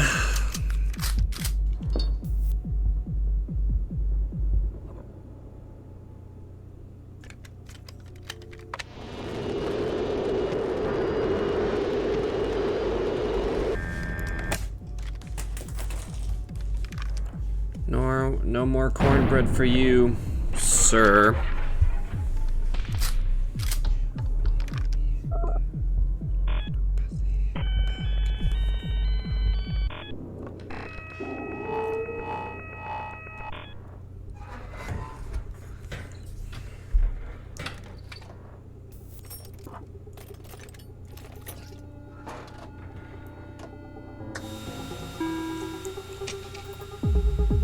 One, two.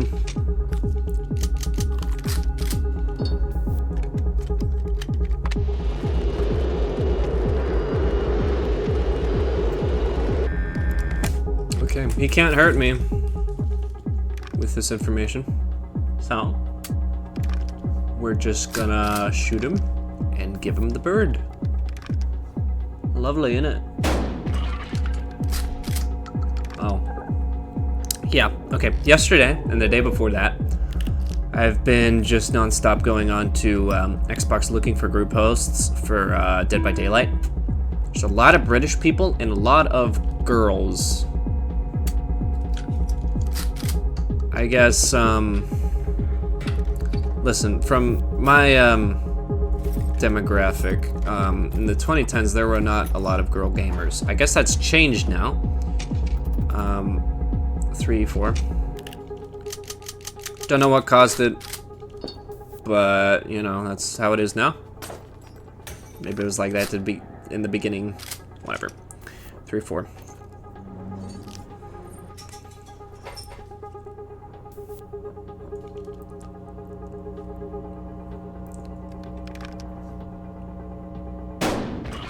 Two, 4. But I swear, you got like a 1/5 chance to be in a party where it's only dudes.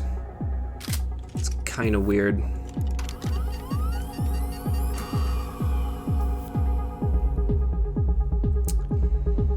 Two, 4, 2, 3. I think.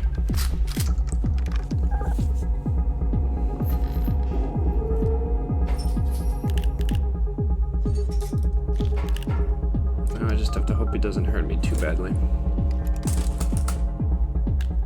It's only a 2, 3. It's only a 2, 3. No, it's on the 1, 3. No, 2, 3. That was right. Thank goodness. 1, 3. 1, 2.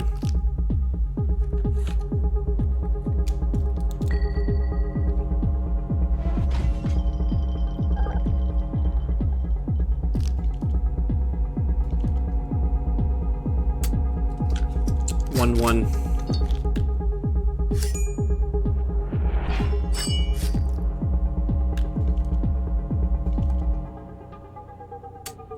Ugh. 1, 0. Yeah.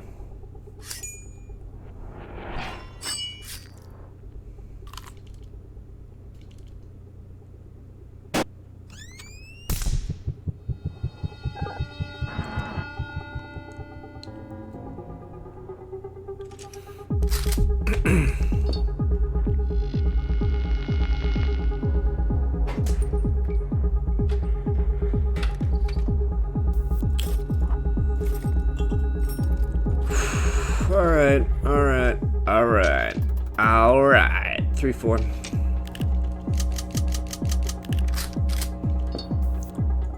He's dead no matter what.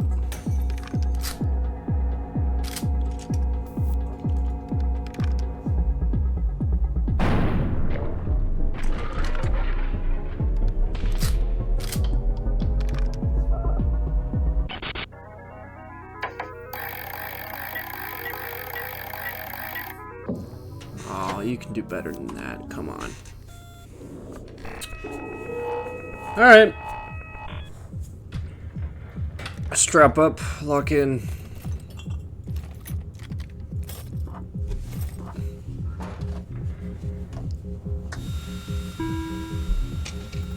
Four.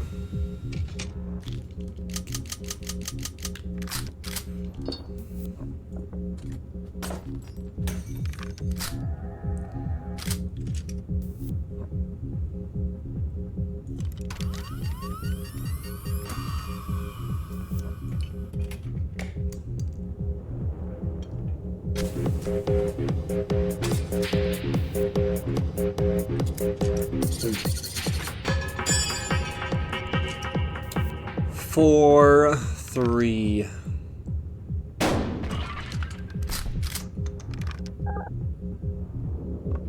You can't hurt me any more than I can hurt him.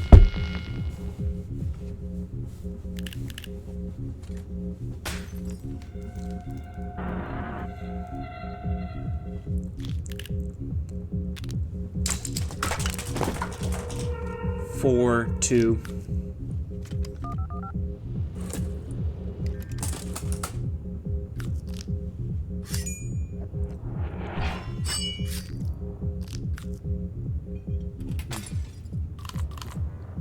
Damn it.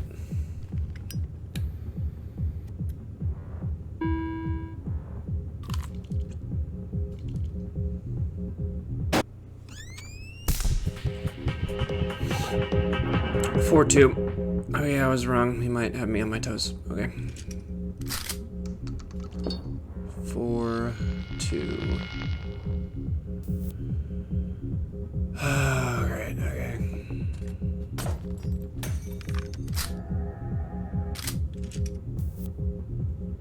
4, 2. I can make it 3, 2. And ride chance. Or I can take this and ride a worse chance.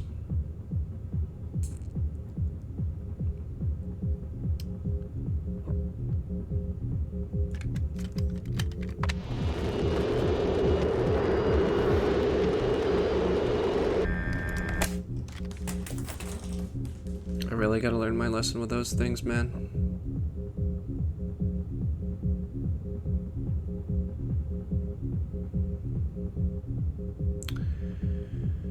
If I shoot him, turns 2 to 3, 2. That's a greater chance he'll shoot me, so 50-50. Come on. Ah, well. It is what it is.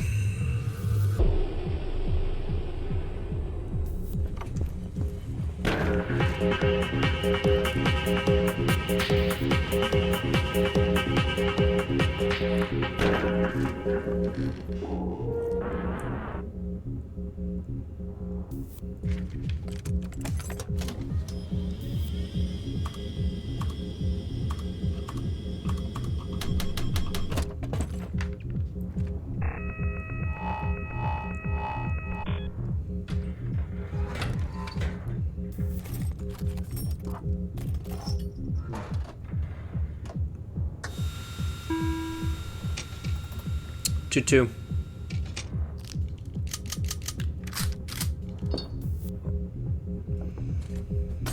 Okay.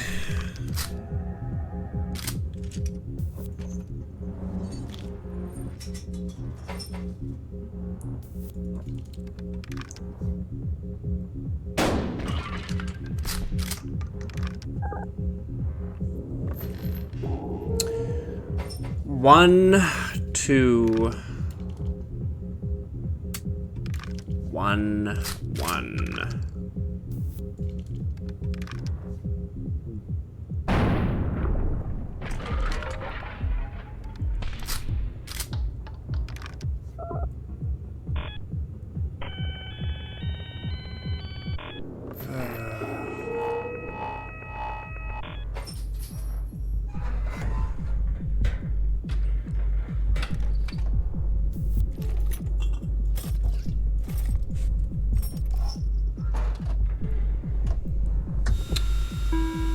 Come on. 2-2. Push it to the limit. Pass upon a no return. Are you winning?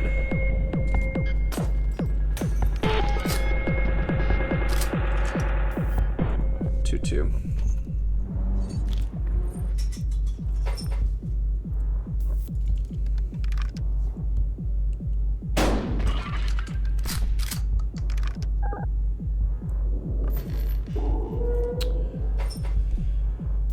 One, two.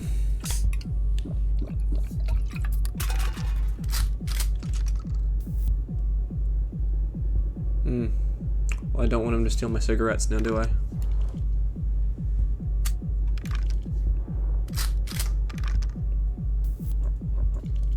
Sounds like something someone would say in prison.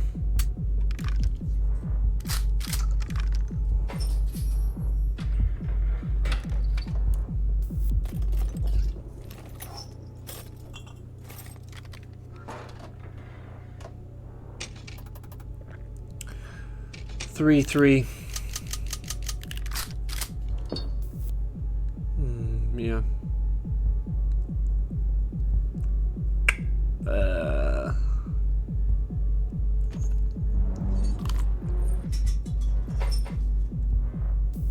It's just, you gotta ride it, bro. That sounded really bad. You gotta ride luck, alright?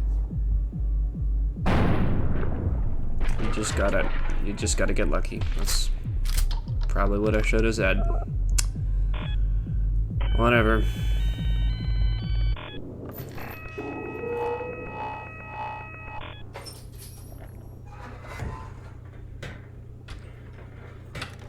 Endurance test. You know, when you search up my profile pictures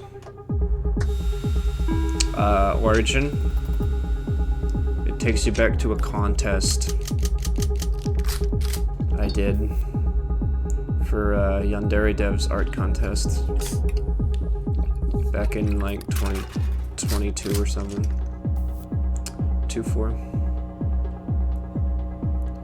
I really shouldn't have entered that contest. 1-4.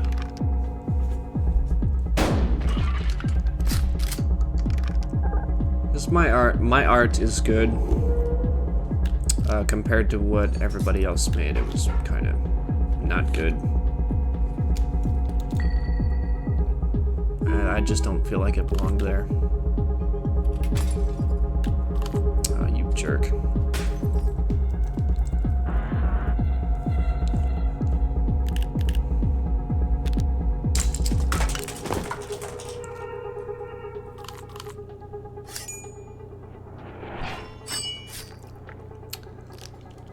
It's like 1-4, 1-3 now.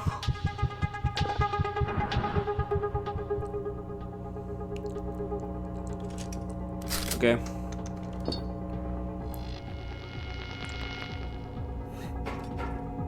What you gonna do, buddy? Thank you very much. All right. 0-3.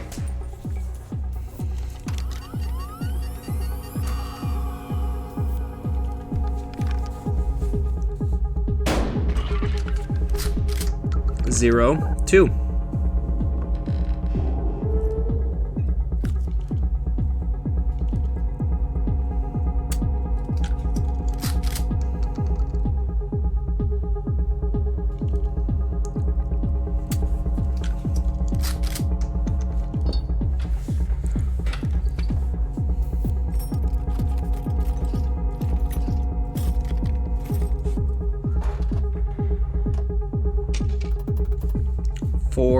Four.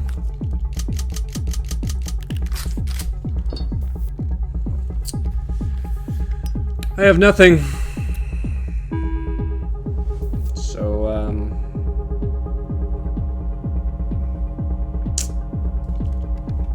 roll the dice. Thank you very much.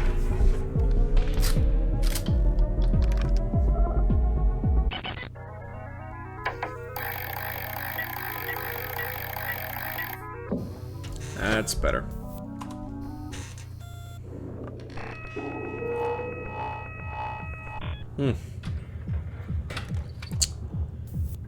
I don't get Twitch. I just don't get it. You can type into a chat to some dude that's not gonna probably hear you, and if he does, it's kind of embarrassing if he does.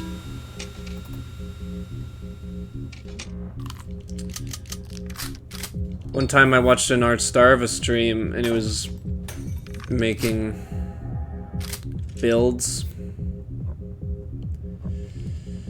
for certain killers, like the best build for certain killers. He's updating it. And I told him, well, I didn't tell him. I put in his chat, bro is thinking too hard. And he got really upset with me. Said something about, oh, if you go in the classroom and you tell the teacher you're thinking too hard. 3-3. 3-2. Oh, goodness. And really, you don't belong there. Or something like that. So I thought, you know what? That would make a really good intro to a Dead by Daylight montage. Still would. But,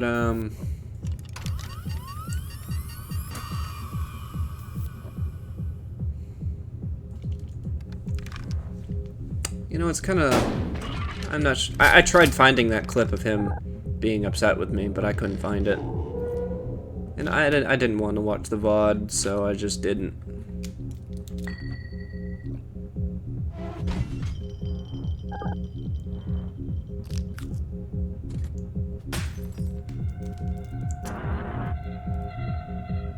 One.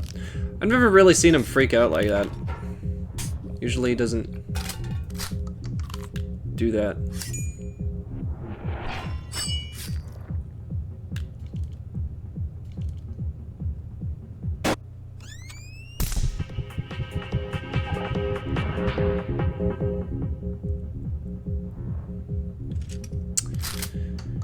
If I were paranoid, which crazy, right? Me paranoid, never. I'd say he edited out that part of his stream, but I don't believe that. I think it's still there somewhere. 2-2.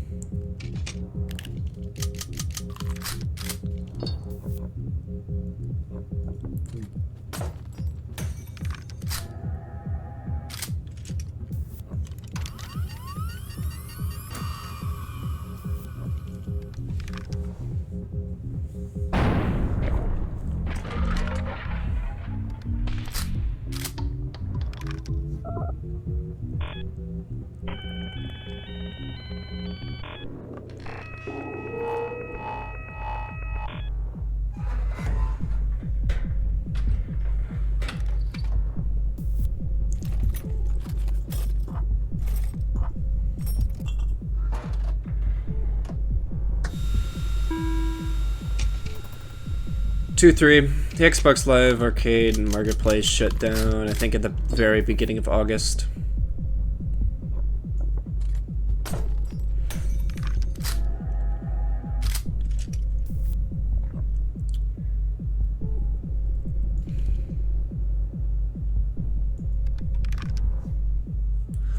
So you can't get anything on there anymore, including the themes to work with, oh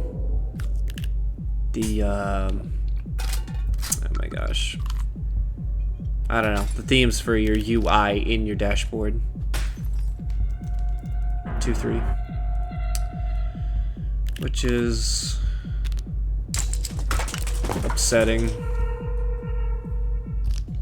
But nothing can last forever, I guess.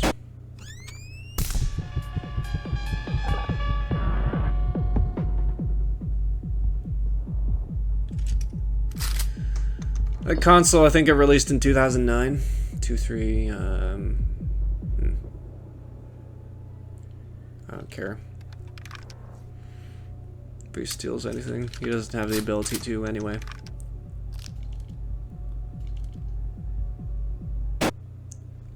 that's a dumb move of me then.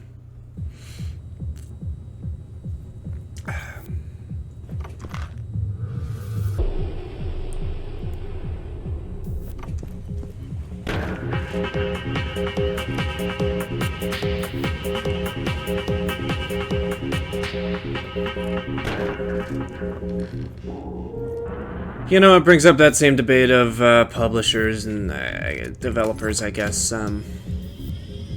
making games with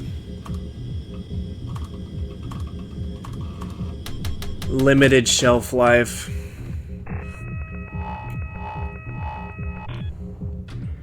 Live service games like Spore. I mean Dark Spore. The Diablo games or something.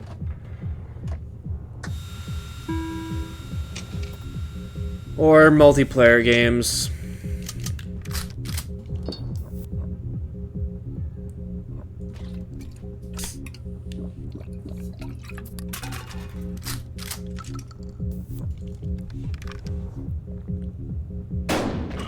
Games that aren't single player have an eventual shelf life where you can't play them anymore.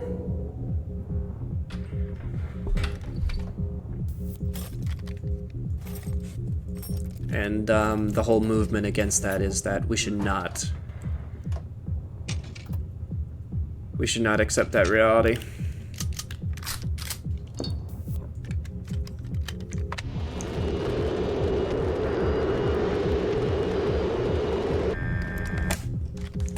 I can get behind that. It's just wasted effort of the developers if something's just gonna not be available. Right?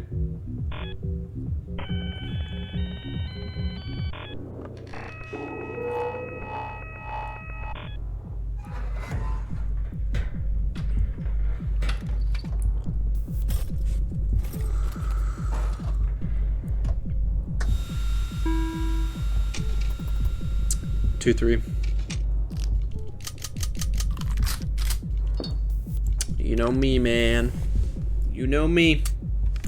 Hoorah. 2-2.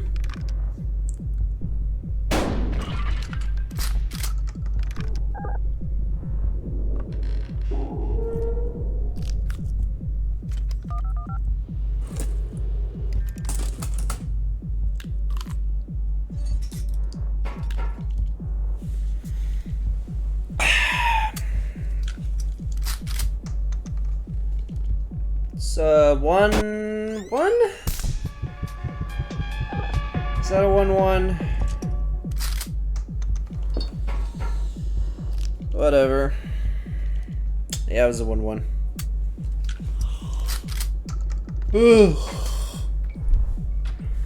Death waits for the slightest lapse in concentration. Cruel. 2-3.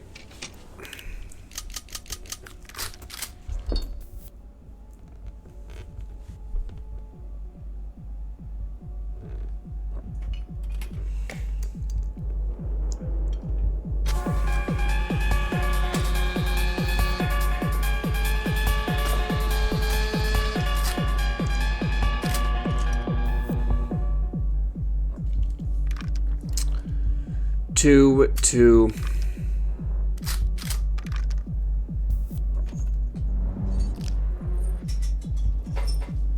All right, I have a.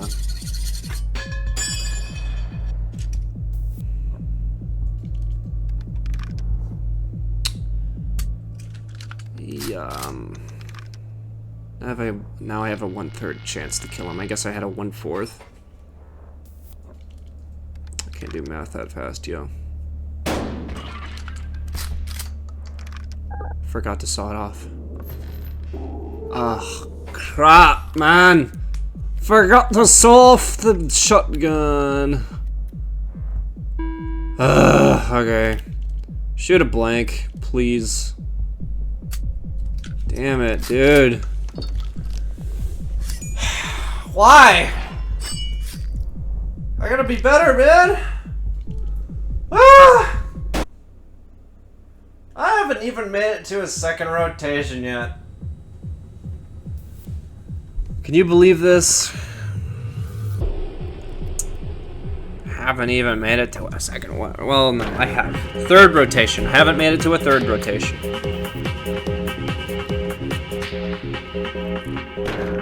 I guess it would be more proper to call them levels. It's like 30 times 2, 60. 60 times 2.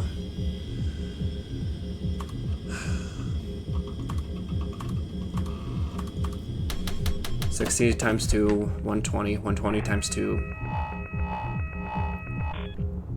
240, 240 times 2, 4,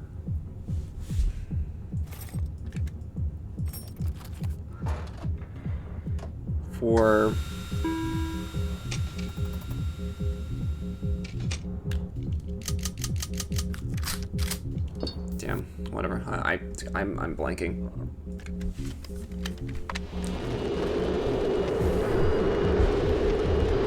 Yeah, no kidding, right? Ha ha ha. That's hilarious. Okay, well, he hurts me either way.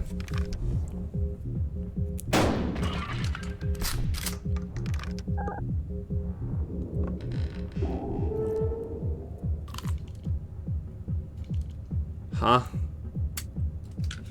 Oh, that wasn't last shell, so we knew. So, bet 2-2. It's 1-0.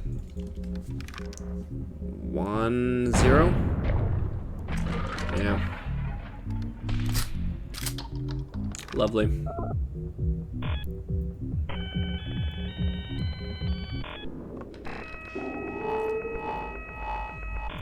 I bet this is what it's like to be a speedrunner. You just play the game forever and hope for a good RNG run.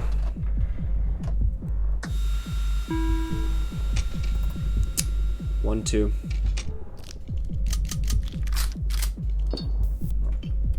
Don't mind me, sir.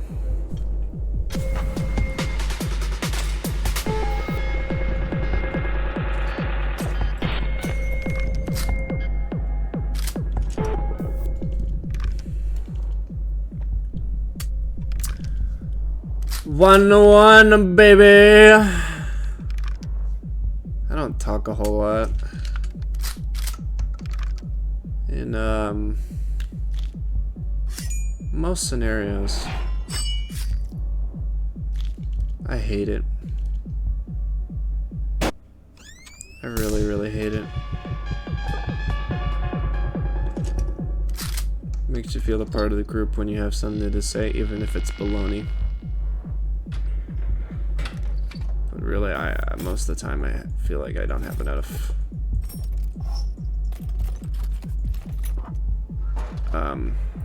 say of worthy things to say.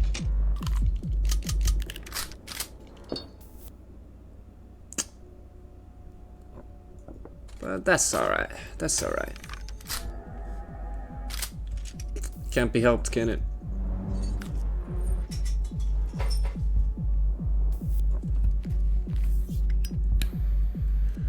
I think this is a 1-3.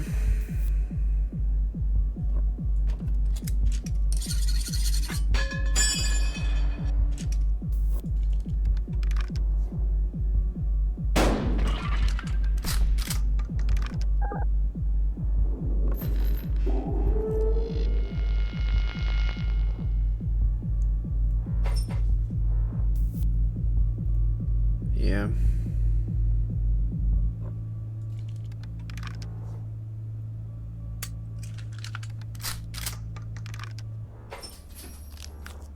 What's he gonna do? Take my expired medicine? Probably shouldn't have let him done that. Oh well.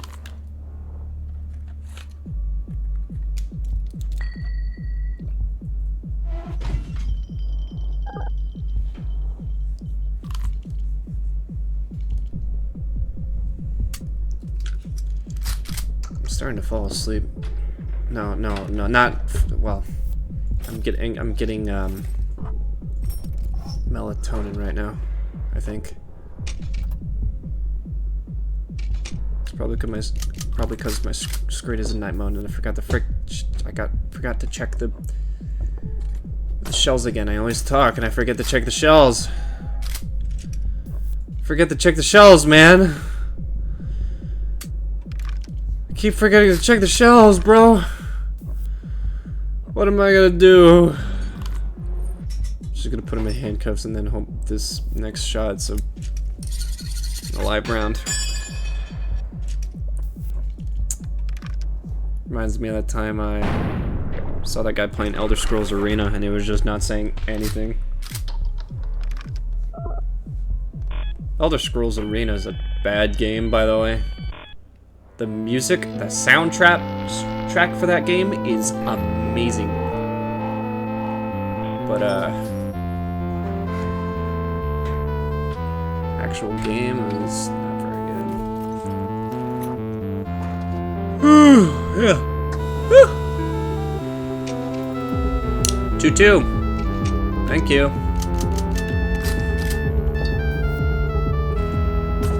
Probably a bad move. But whatever. Now we got a 1. Now we got a 2-1. How the hell did he get 720k, dude?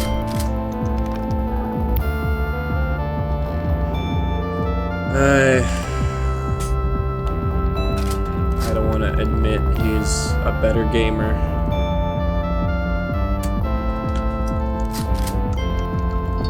It's not possible, bro. I'm the better gamer here. 2-3.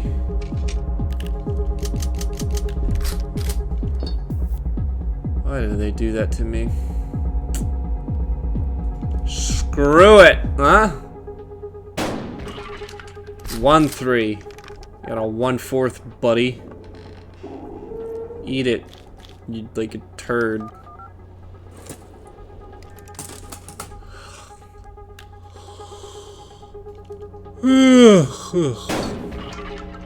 Ah, 0-3. Now he can just hurt me. Consequenceless. Not if I get this though. No reversal for you.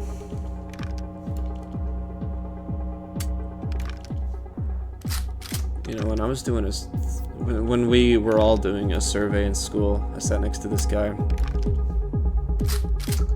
for a class.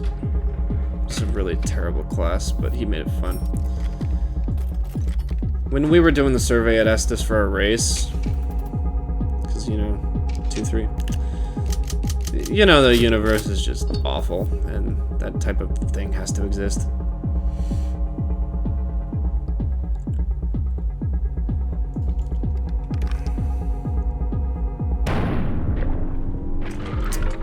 You know what he told me after he submitted the survey by saying, I'd prefer not to say on that specific question asking for his race.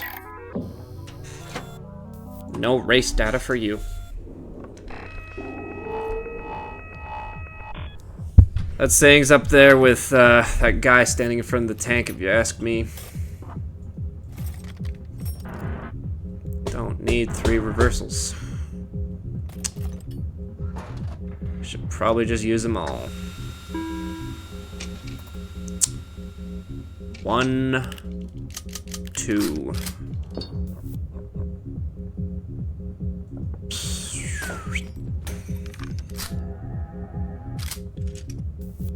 Okay. 1, 2. I pass him to him. Best he can do is try to shoot himself. And then shoot me. We get the same outcome. I don't feel like I have any other choice. So I'm just gonna do the bonehead move and not think twice.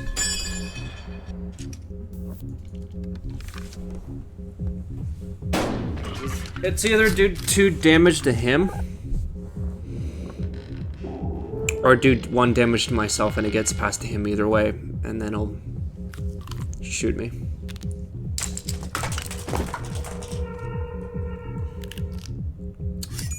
with what he's doing right now, he's dead. If I'm recalling, I have another saw.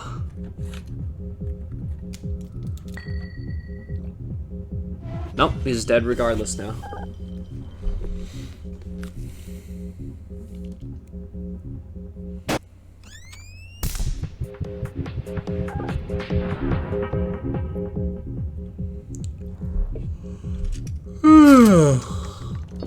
How about bucko? Rough and tumble, man. I will show you the abyss. Yeah. I watched Justice League Crisis on Two Earths.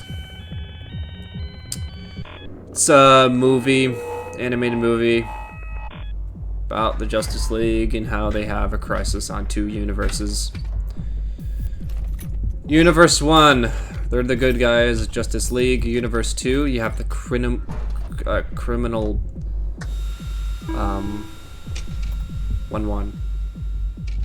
Cabal? Syndicate. Yeah, it was called the Criminal Syndicate.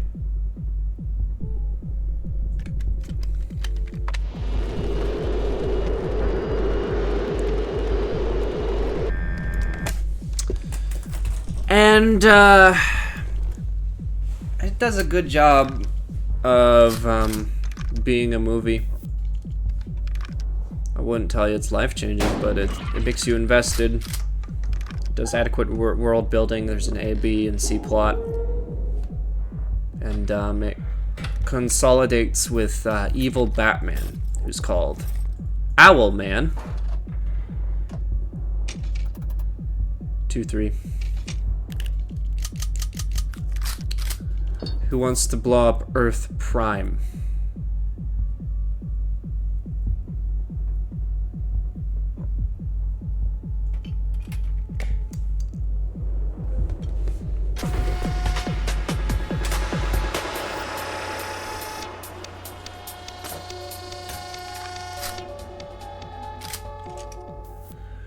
If you don't know what that means, it's the original universe.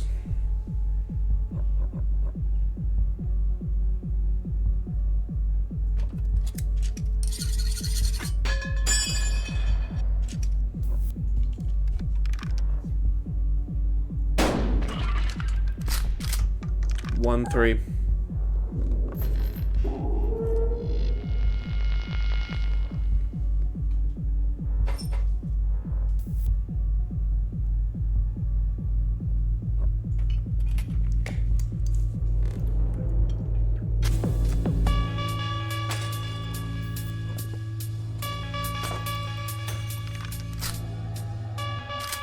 By blowing up Earth Prime, it's established that he can blow up all of the universes.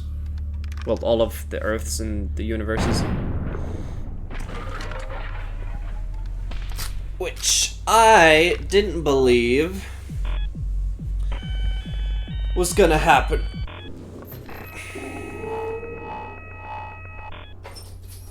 Like, that doesn't translate.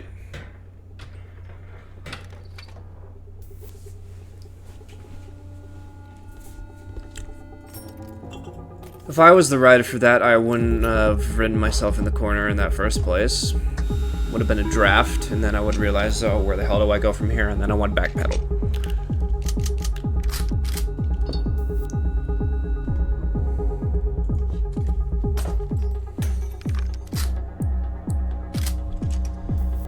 If you blew up Earth Prime, only Earth Prime would be gone. That would have been the universe where Owlman blew up the world.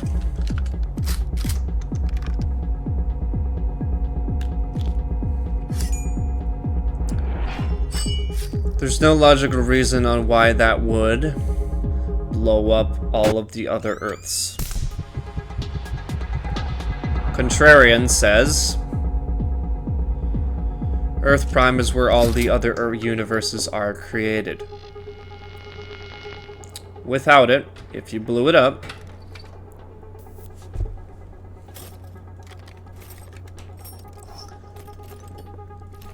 the other Earths would cease to exist. 2-2.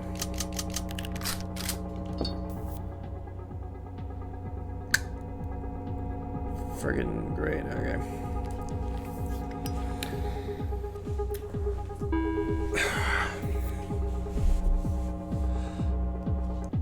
They would cease to exist because it's simply a source of the other Earths.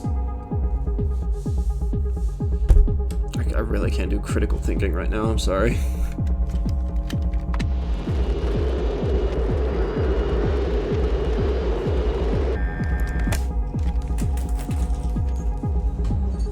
It's a 2-2.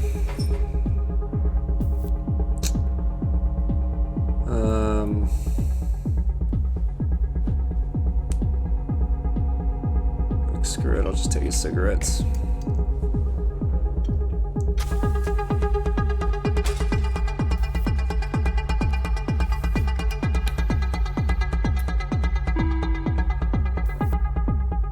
Two, third shell blank.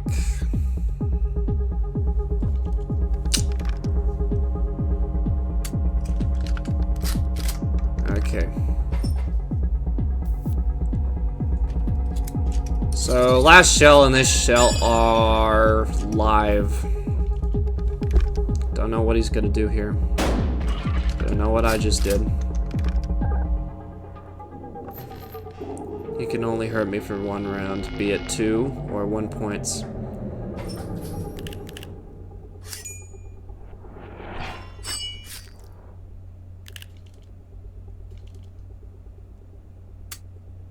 Haha, loser. You get the shaft now, buddy.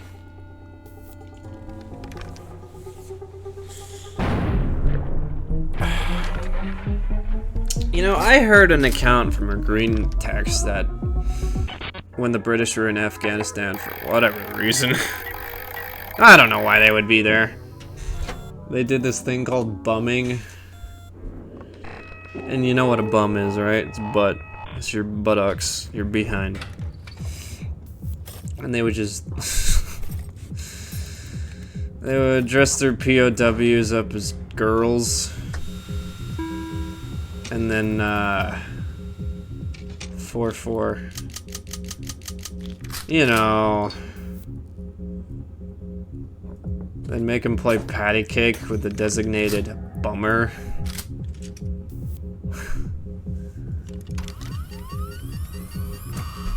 And you know, it wasn't like for fun or nothing. It was to make him talk. Aggressive patty cake.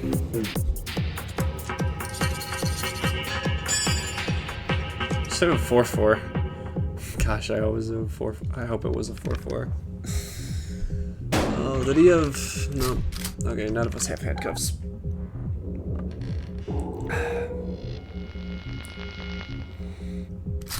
0-3. If I'm wrong, then okay. Yeah, math is always off. I used to be able to trust myself with that, but now it just gets too complicated.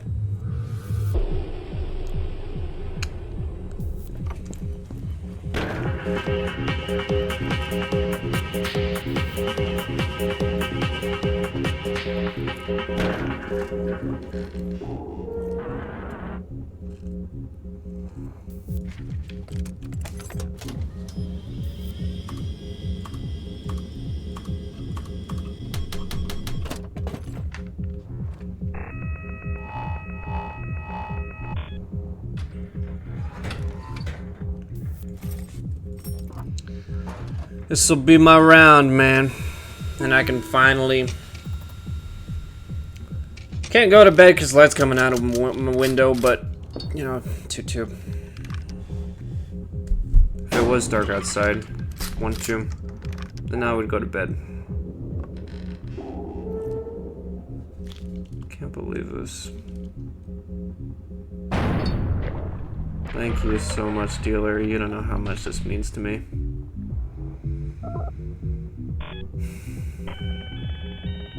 I don't know how Pizza Boy can do it so nonchalantly. Just make it like 700k. Like, come on, man. I know I screw up on my math a lot, but bro, you got a whiteboard and like a, oh, what do you call it? Dynamic? No, whiteboard and a possibility tree. Yeah. Okay.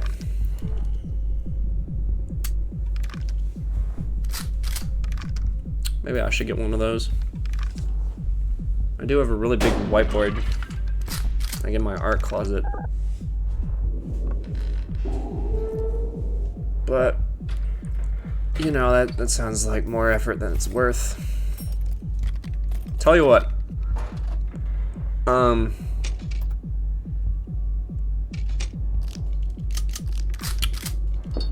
I'm actually not. I'm not gonna do anything if I lose this round, because I really don't want to make a possibilities chart.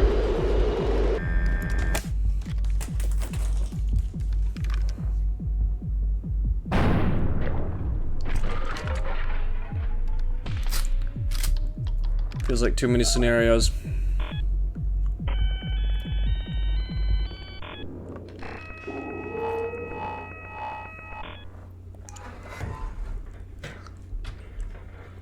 Well, that doesn't sound like that bad. You just have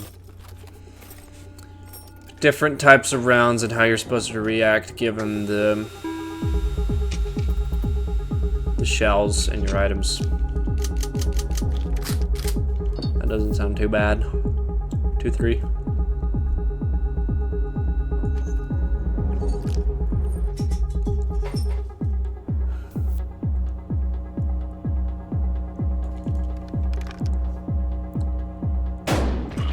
Yeah, see, never trust the 2 3s. 1 3. How is it 1/4? Just please, please, please. Thank you. Okay. 1 2.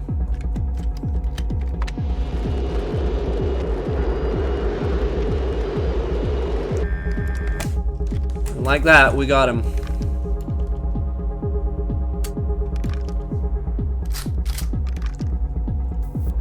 I'm not sure I like this meta. So I heard the way you're gonna win this is just don't give him a round. I'm not sure I like that.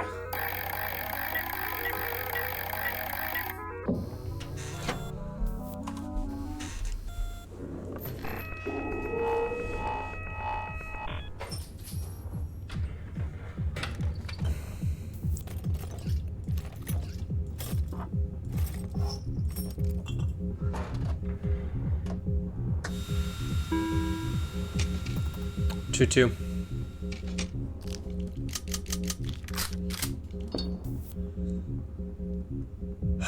Okay.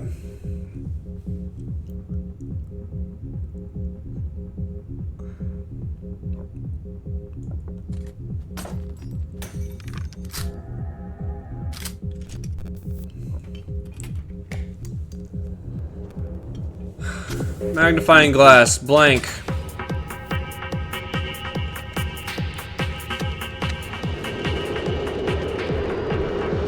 Second shell, blank. Dual blank. Shoot self, blank. Shoot self, blank. Handcuffs. Shoot dealer, shoot dealer.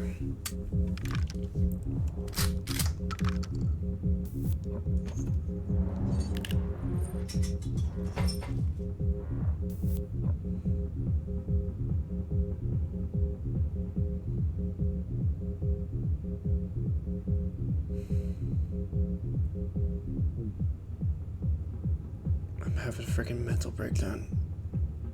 Did I shoot myself twice? Dude, I just phased out once, man. Just phased out once. Thank you, God.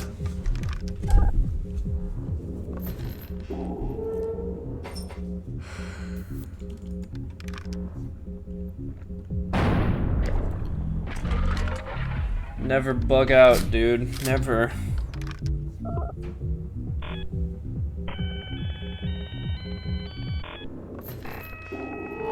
You know, I've been half told by the internet that you can develop ADHD. If that's the case, I think I'm gonna be living in fear my whole life. 3-4. Cause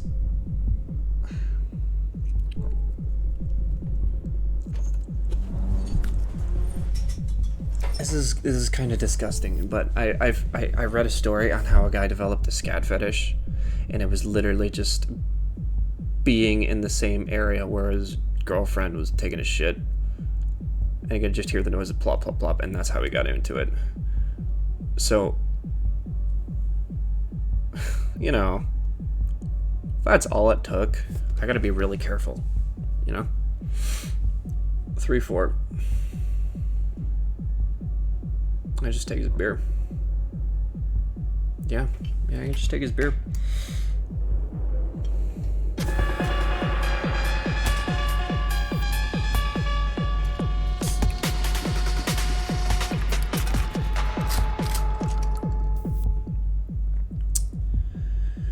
Two, 4.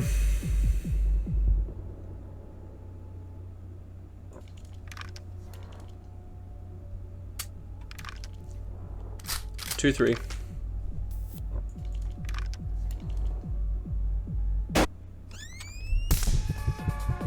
1, 3.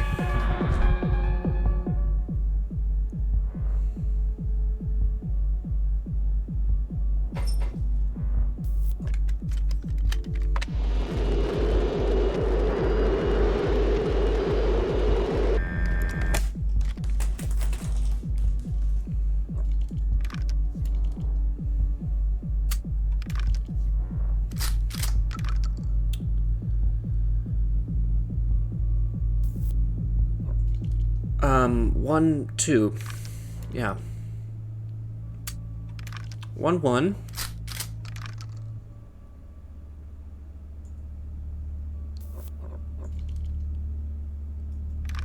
Um, 1, 0.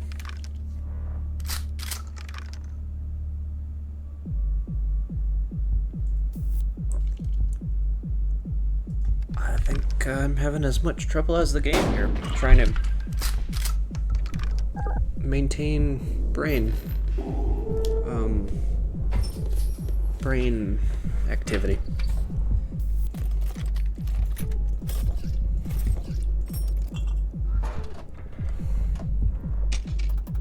Three, 3.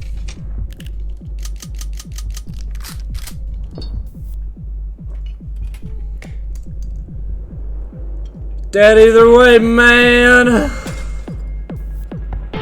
Come on. No, can't do that. 3, 3. First blink.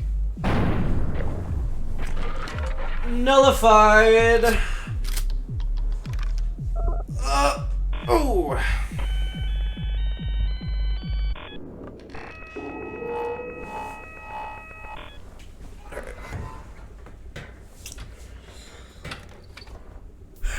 Okay.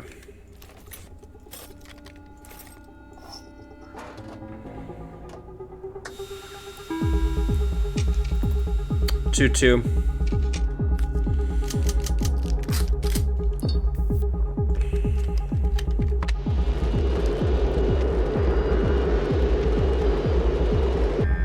Fourth blank.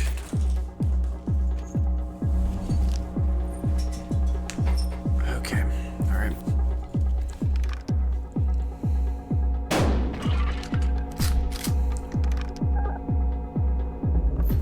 It's a 50-50 chance I kill him right here, right now.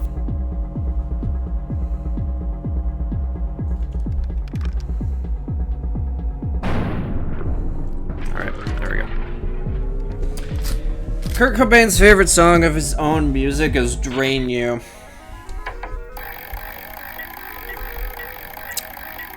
Should meet for you, pass it back and forth. and a passionate kiss from my mouth to yours. It's about babies and how their duty is to completely drain you.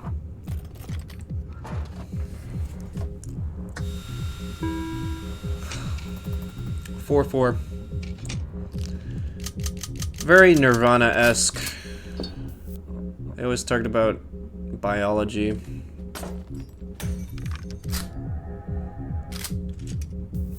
Oh my gosh. No. No. Oh, okay, he might kill me here. I got crappy items. He has good items. 3, 4. Make a mistake, please.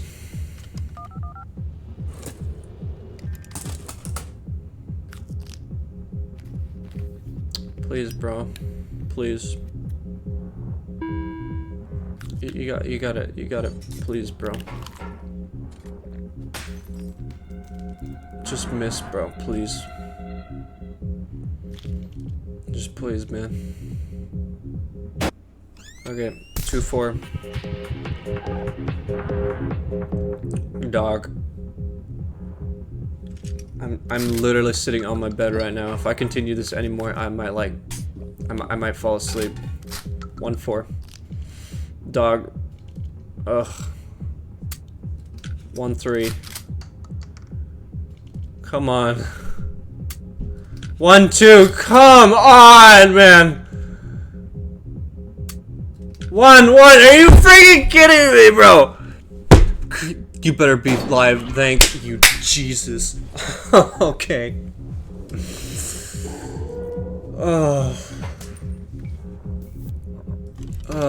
I mean that literally, by the way. Is that good or bad? Does that sound like bad to say? I have good intentions. So I'm sure the afterlife law, that's all it matters, right? Alright.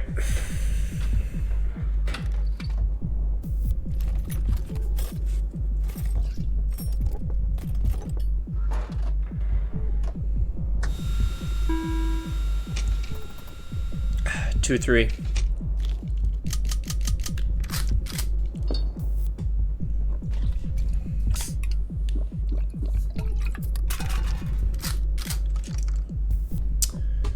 Two.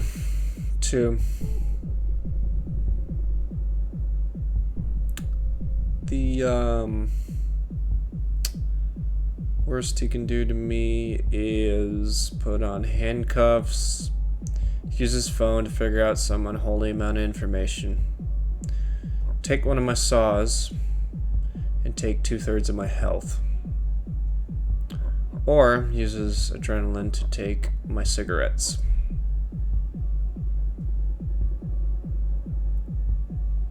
We're on a 2-2, so I can either use my saw or take a 50-50 chance to shoot myself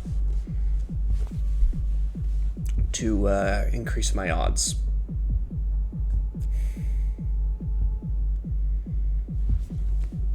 What I'm gonna do is conserve items. Just take a 50-50 chance to shoot him. So, 1-2. He has a 1/3 chance to do something with. Oh, he has his own cigarettes. That's good. Now he's gonna find out something. So he knows 2 second shell or 3rd shell.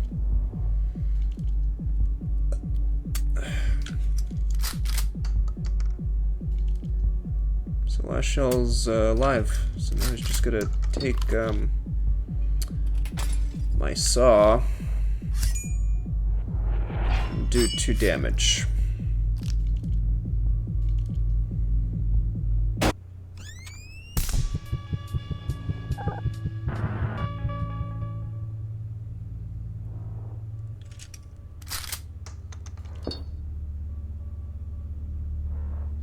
This game is literally me right now. It's like, give me a minute, I forgot what I was doing.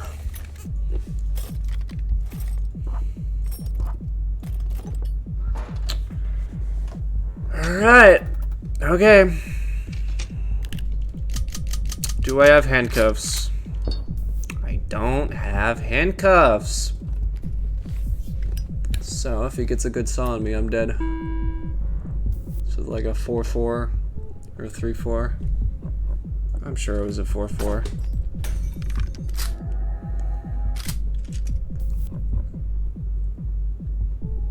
Okay. 4-4. My current round is live. If I shoot him, it'll make it a 3-4. If I use my second magnifying glass, then he'll have absolutely no way to kill me. I actually like that idea. Because he'll just, if he's smart anyway, he'll use the adrenaline to take my magnifying glass, see whatever is in it, then use his reverser if needed, and then use his saw and then kill me. So, right now, currently, this seems like a good idea to me. So he has no information to back on, and so now he can't make an educated decision.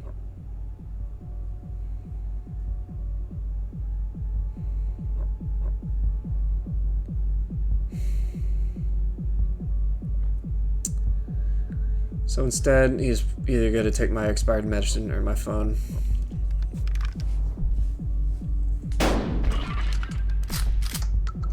Or nothing at all. Okay. 3-4. I'm at your mercy, dude.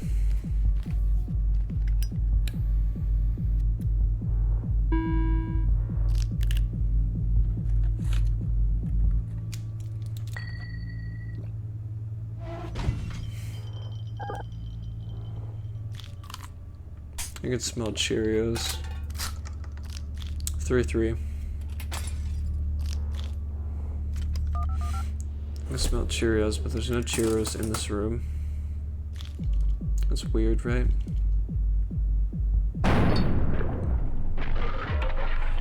We take those. We take those.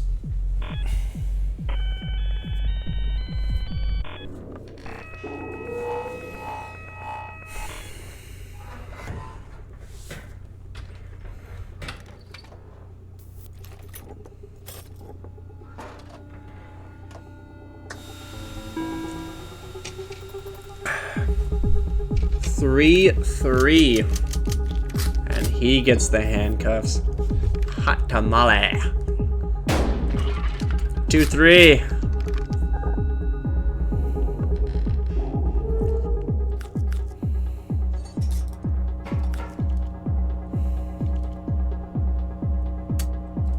Two.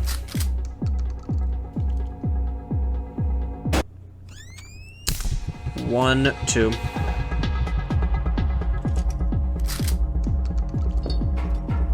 This probably isn't what people come here to this channel for. 0-1. No, 0-2.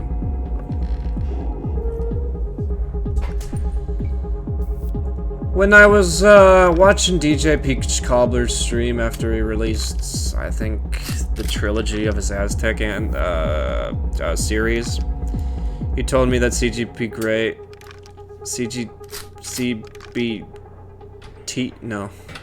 not cocky ball torture grape. Anyway, he is an educational channel. He was doing like Minecraft streams. 3-3. And he was thinking, yeah, he told us that's not what he goes there for.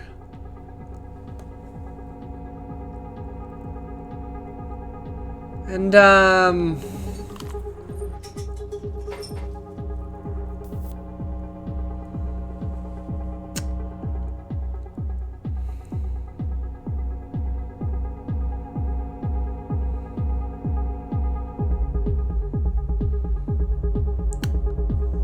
3-3. crap.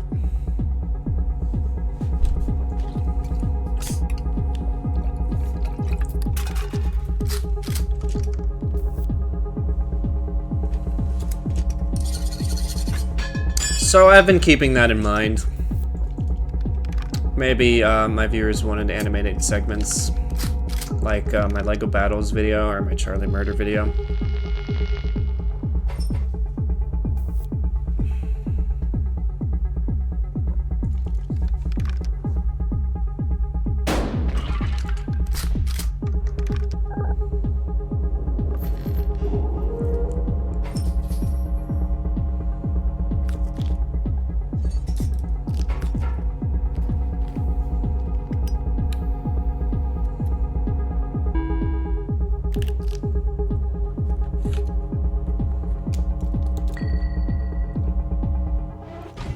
You are really unlucky with your expired medicine today, dealer.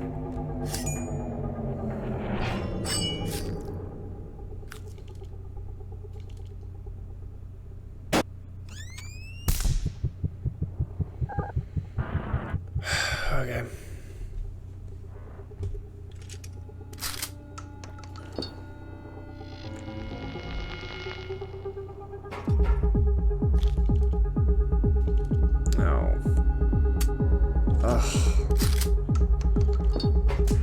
Okay.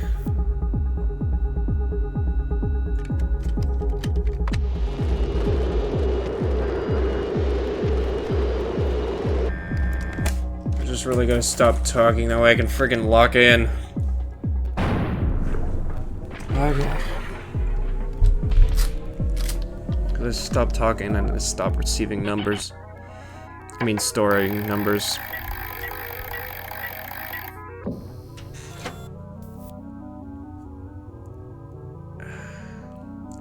Okay, I'll be right back.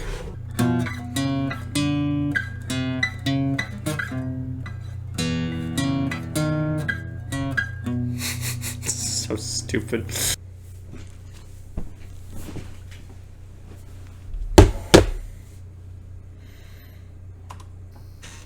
Hi, dude.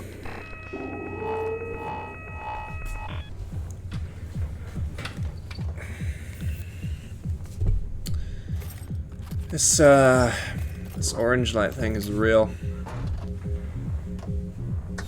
You can smell the tired in my voice. 1, 2.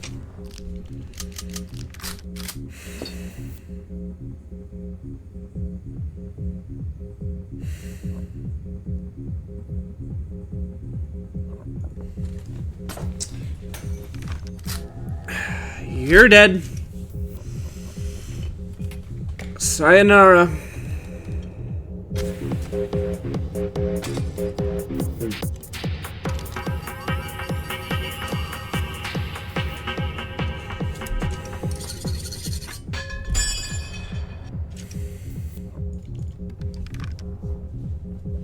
Bye-bye.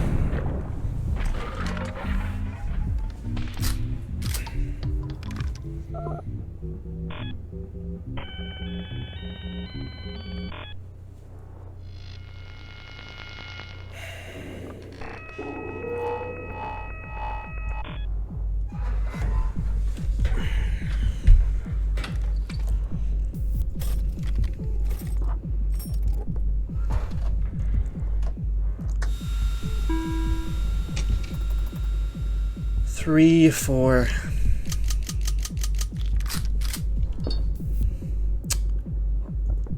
I'm gonna just do a lot of damage to him right here and now. Might as well.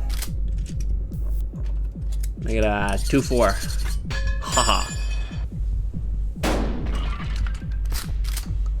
Yeah. Alright, Gumbo. Come on, shoot me. Well, don't literally shoot me. That'd be bad, wouldn't it?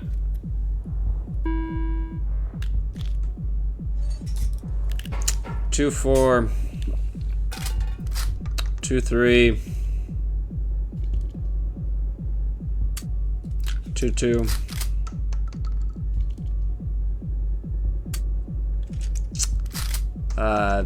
2, 1. 2, 0. Man, you got screwed, dude. Oh, crap.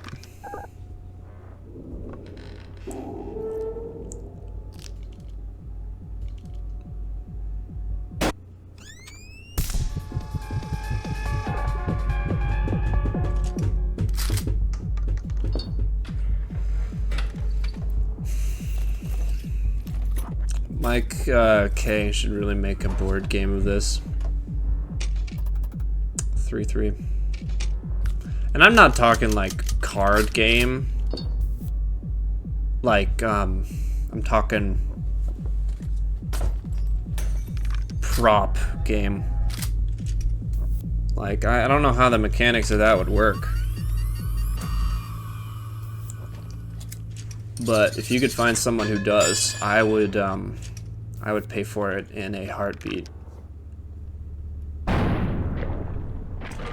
Okay, maybe not in a heartbeat, because, you know, hot dogs don't pay for themselves, but I would pay for it.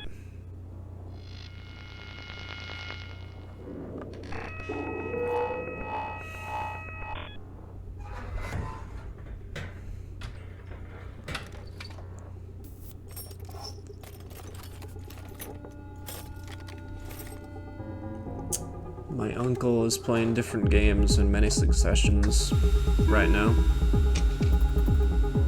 3-4. He was just playing Elden Ring. I guess he died. 3-4. Jiminy Cricket. Come on, man. Come on. Savage. Yeah. Okay. 2-4. You can never ever trust the first round. Alright.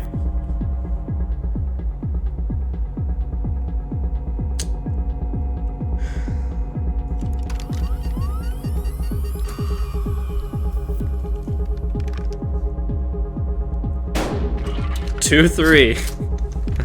That's amazing. I should have sawed it off. Whoopsie daisy.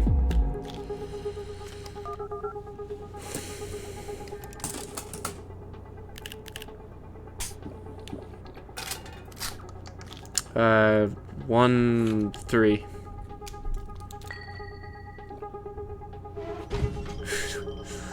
I keep waiting for it, and I'm always gonna say, oh yeah, I'm not mad if he gets double health here. And I wouldn't, I'm honest. He's just really unlucky today. Okay, 1-2. 1-1.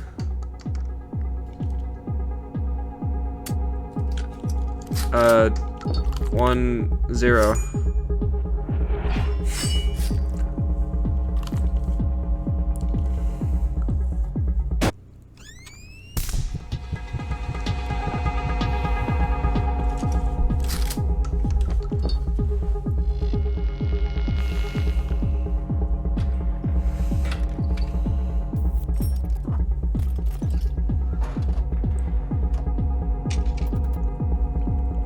Two. Put you on the ropes, man. 2-2. That's okay. 2-1. Now, you can't do too much to me if I miss. I mean, if I blank this. So I'm just gonna shoot him. Yeah, here we go.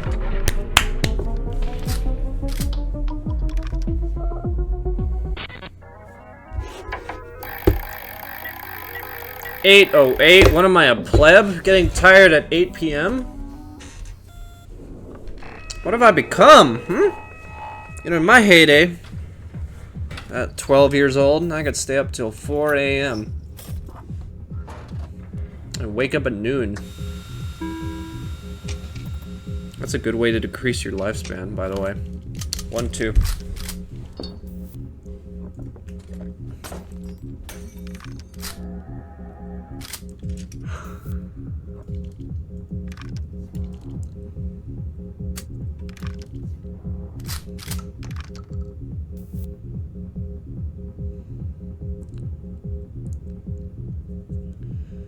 Okay, I use the beer.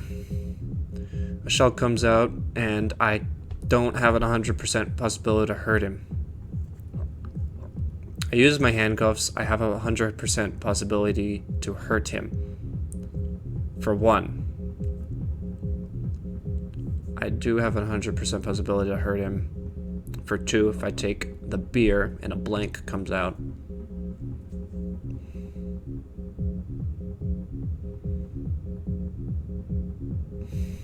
So, I'm gonna use the handcuffs.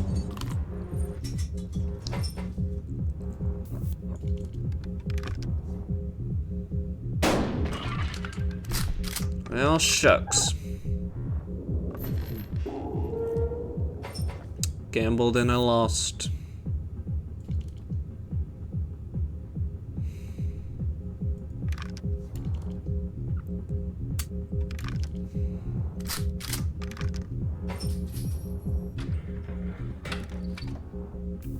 Can you imagine, like, kissing this guy on the lips?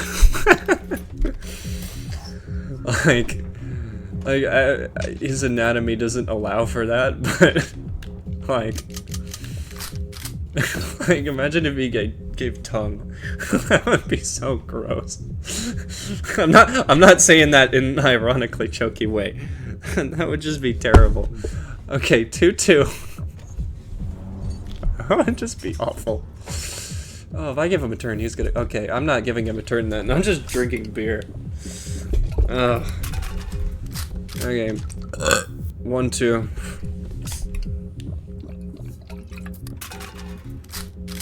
One. I handcuff him. I probably handcuffed him. Okay,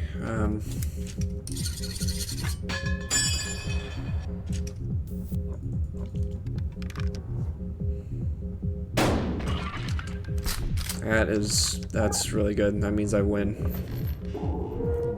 I probably would have been dead otherwise because he has 2 magnifying glasses.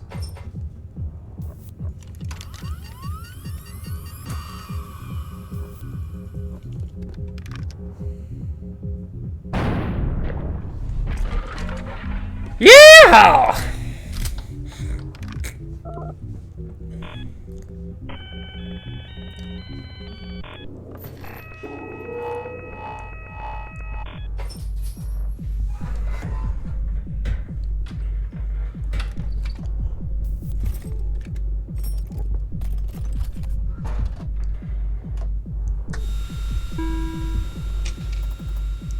2-3.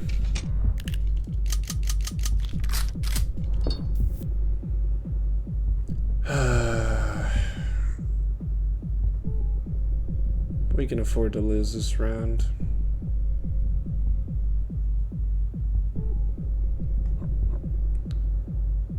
But that doesn't mean we should. 2-2. 1-2.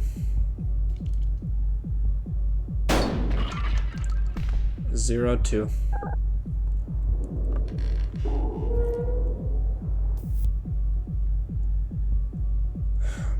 I just had a flashback of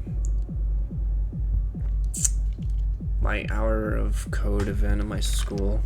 I just approached some people and tried to make conversation. That was terrible. Just walked over to 2 girls with a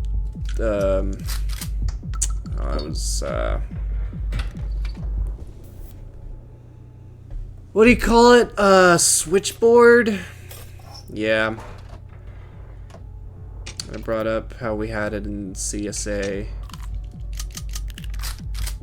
Computer science applications as a little activity. Because we were done with the AP test.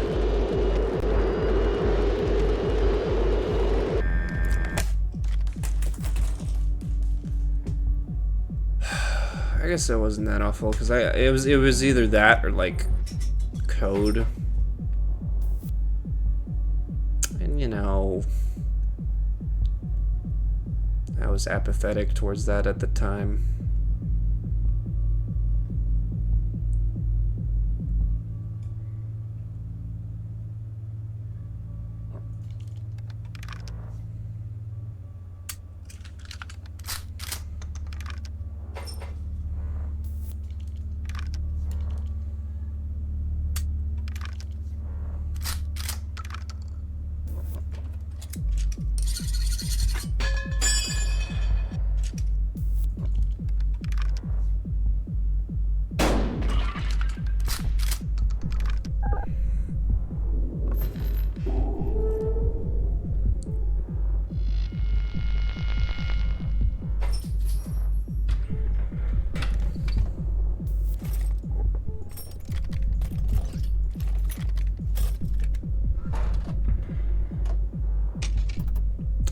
1, 2.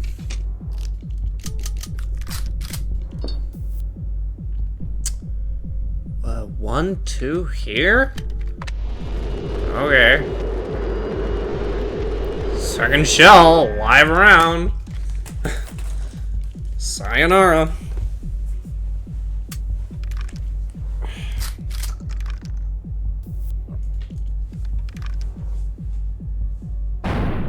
Bye-bye.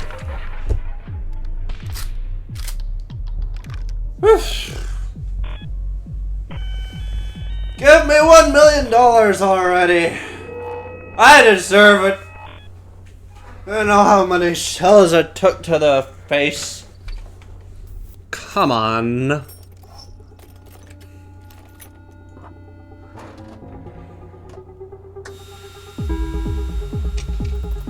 Two.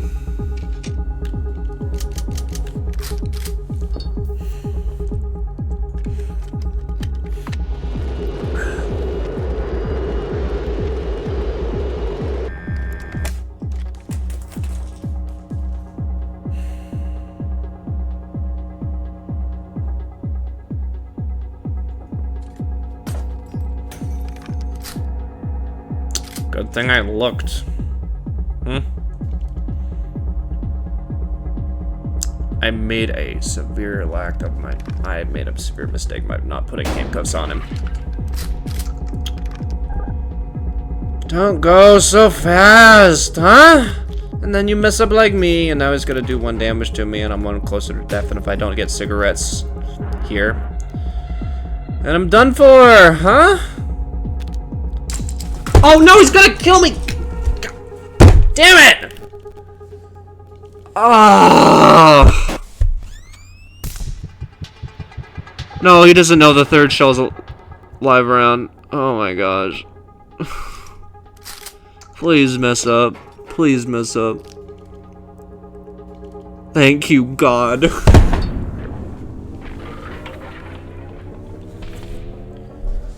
Oh, you had me by the balls.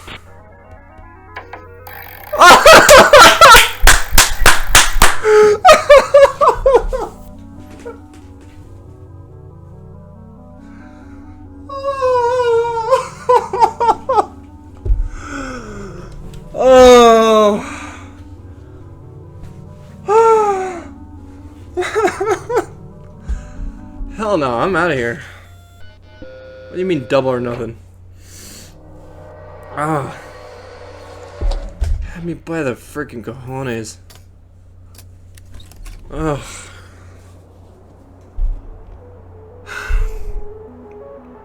Ugh.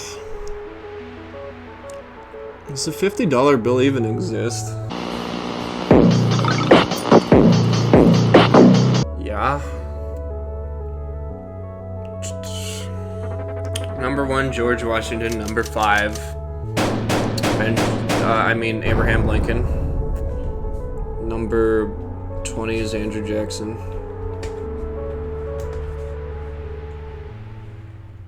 I guess, number 50 is Ulysses S. Grant? It just feels wrong, though. Isn't he, like... I was just paranoid. I know he's there. I know he's not Bill. I swear I've seen him somewhere else.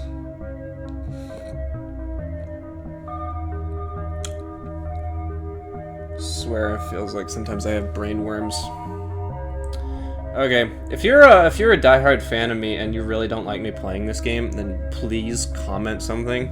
Like say, hey, I don't want this. I want you to have moving pictures on the screen instead. That way I actually know. And I'm not upsetting you. Okay? Okay, that's vulgar. It is called a cigarette. Just whatever you want, man. Whatever you want, okay? I can do it. As long as I can't murder people on video, but I'll do what you want. Yes. Dr. Finn says it is the result of... And What are you doing? I was curious to taste it. Because you know that's motivation to actually do it. Because right now I'm just whipping myself. If you're whipping me, metaphorically whipping me, then I'll be more motivated to actually make videos. Okay? Bye. 500 cigarettes.